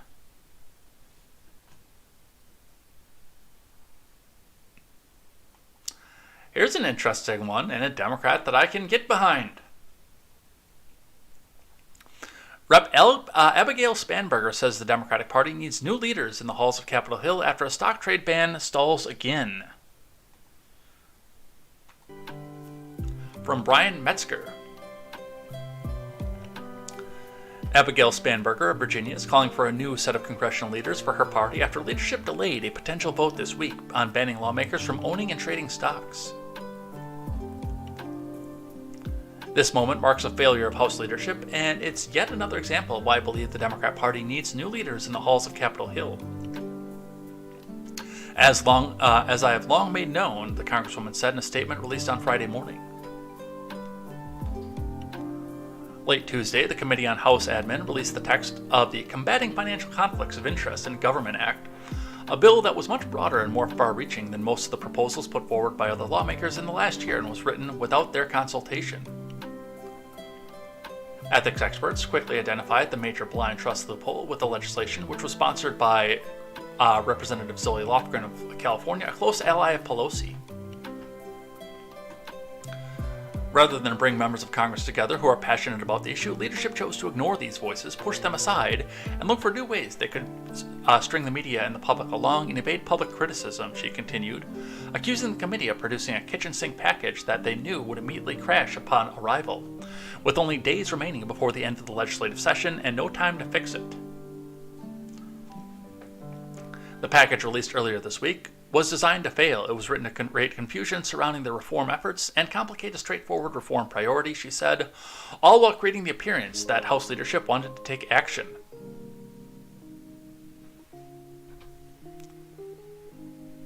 I've got to agree. I mean, leadership in general needs to change, and some of these dinosaurs need to be elected out from their own regions, and I've long believed that in spite of the fact that term limits is a big thing among Republican politicians, that the answer is to get more people involved to make the primary process easier.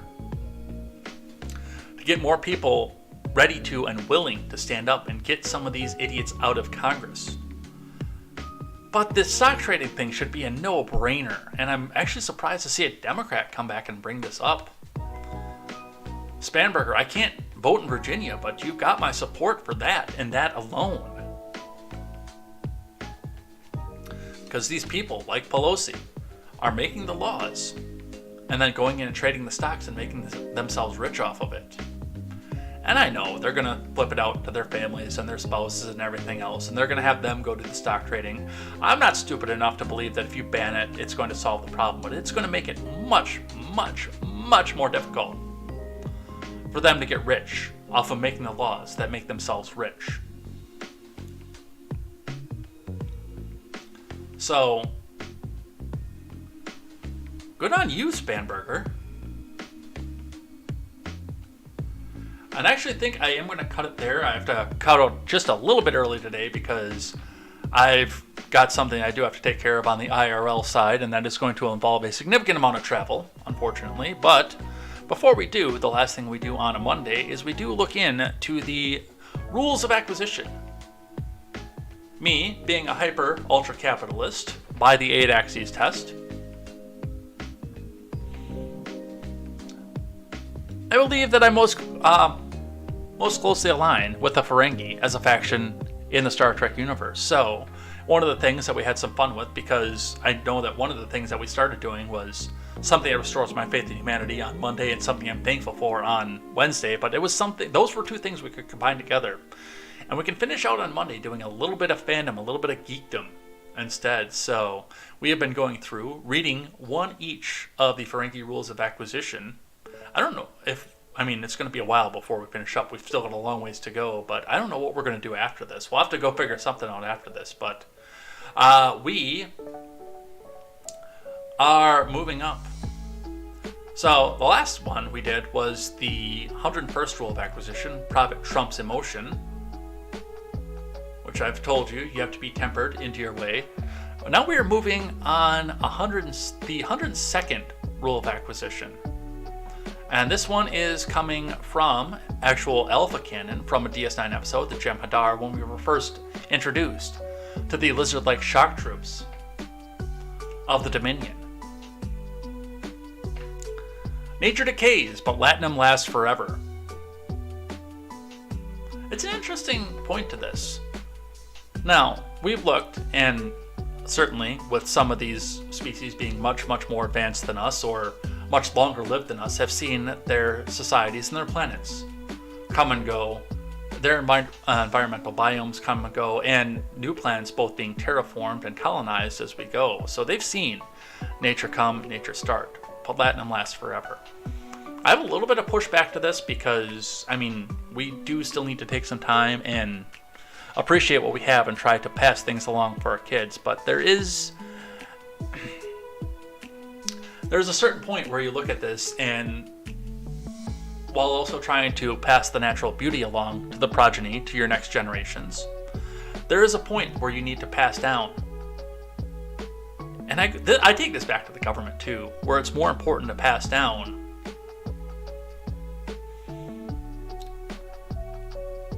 a good financial perspective future as well, where people can take the time and either plant and form and terraform nature to make it last longer.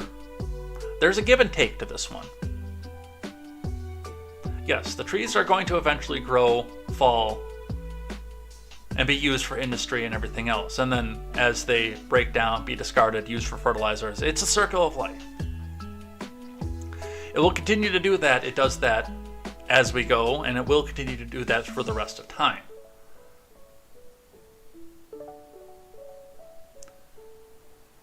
But you can't just ignore it either.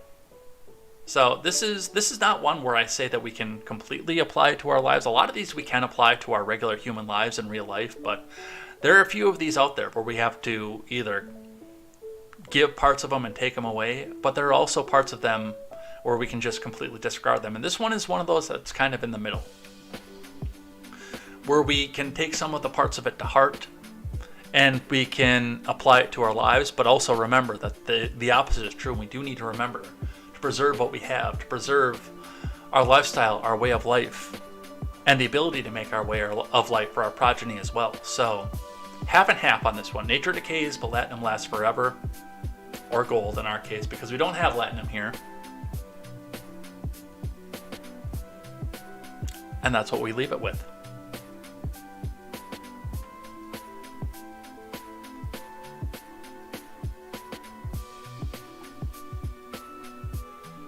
What a day. bunch of stuff. We got through a lot of it. Actually, I was hopefully going to possibly hop out of here at 9, but I decided to go on because we still had a lot to go with. And, you know, you guys do pay me, so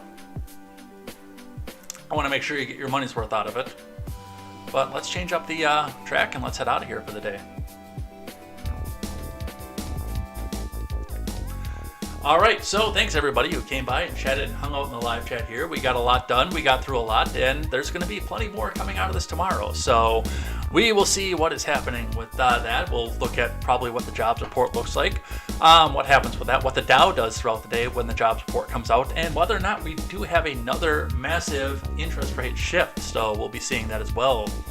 If you like what you see, stick around.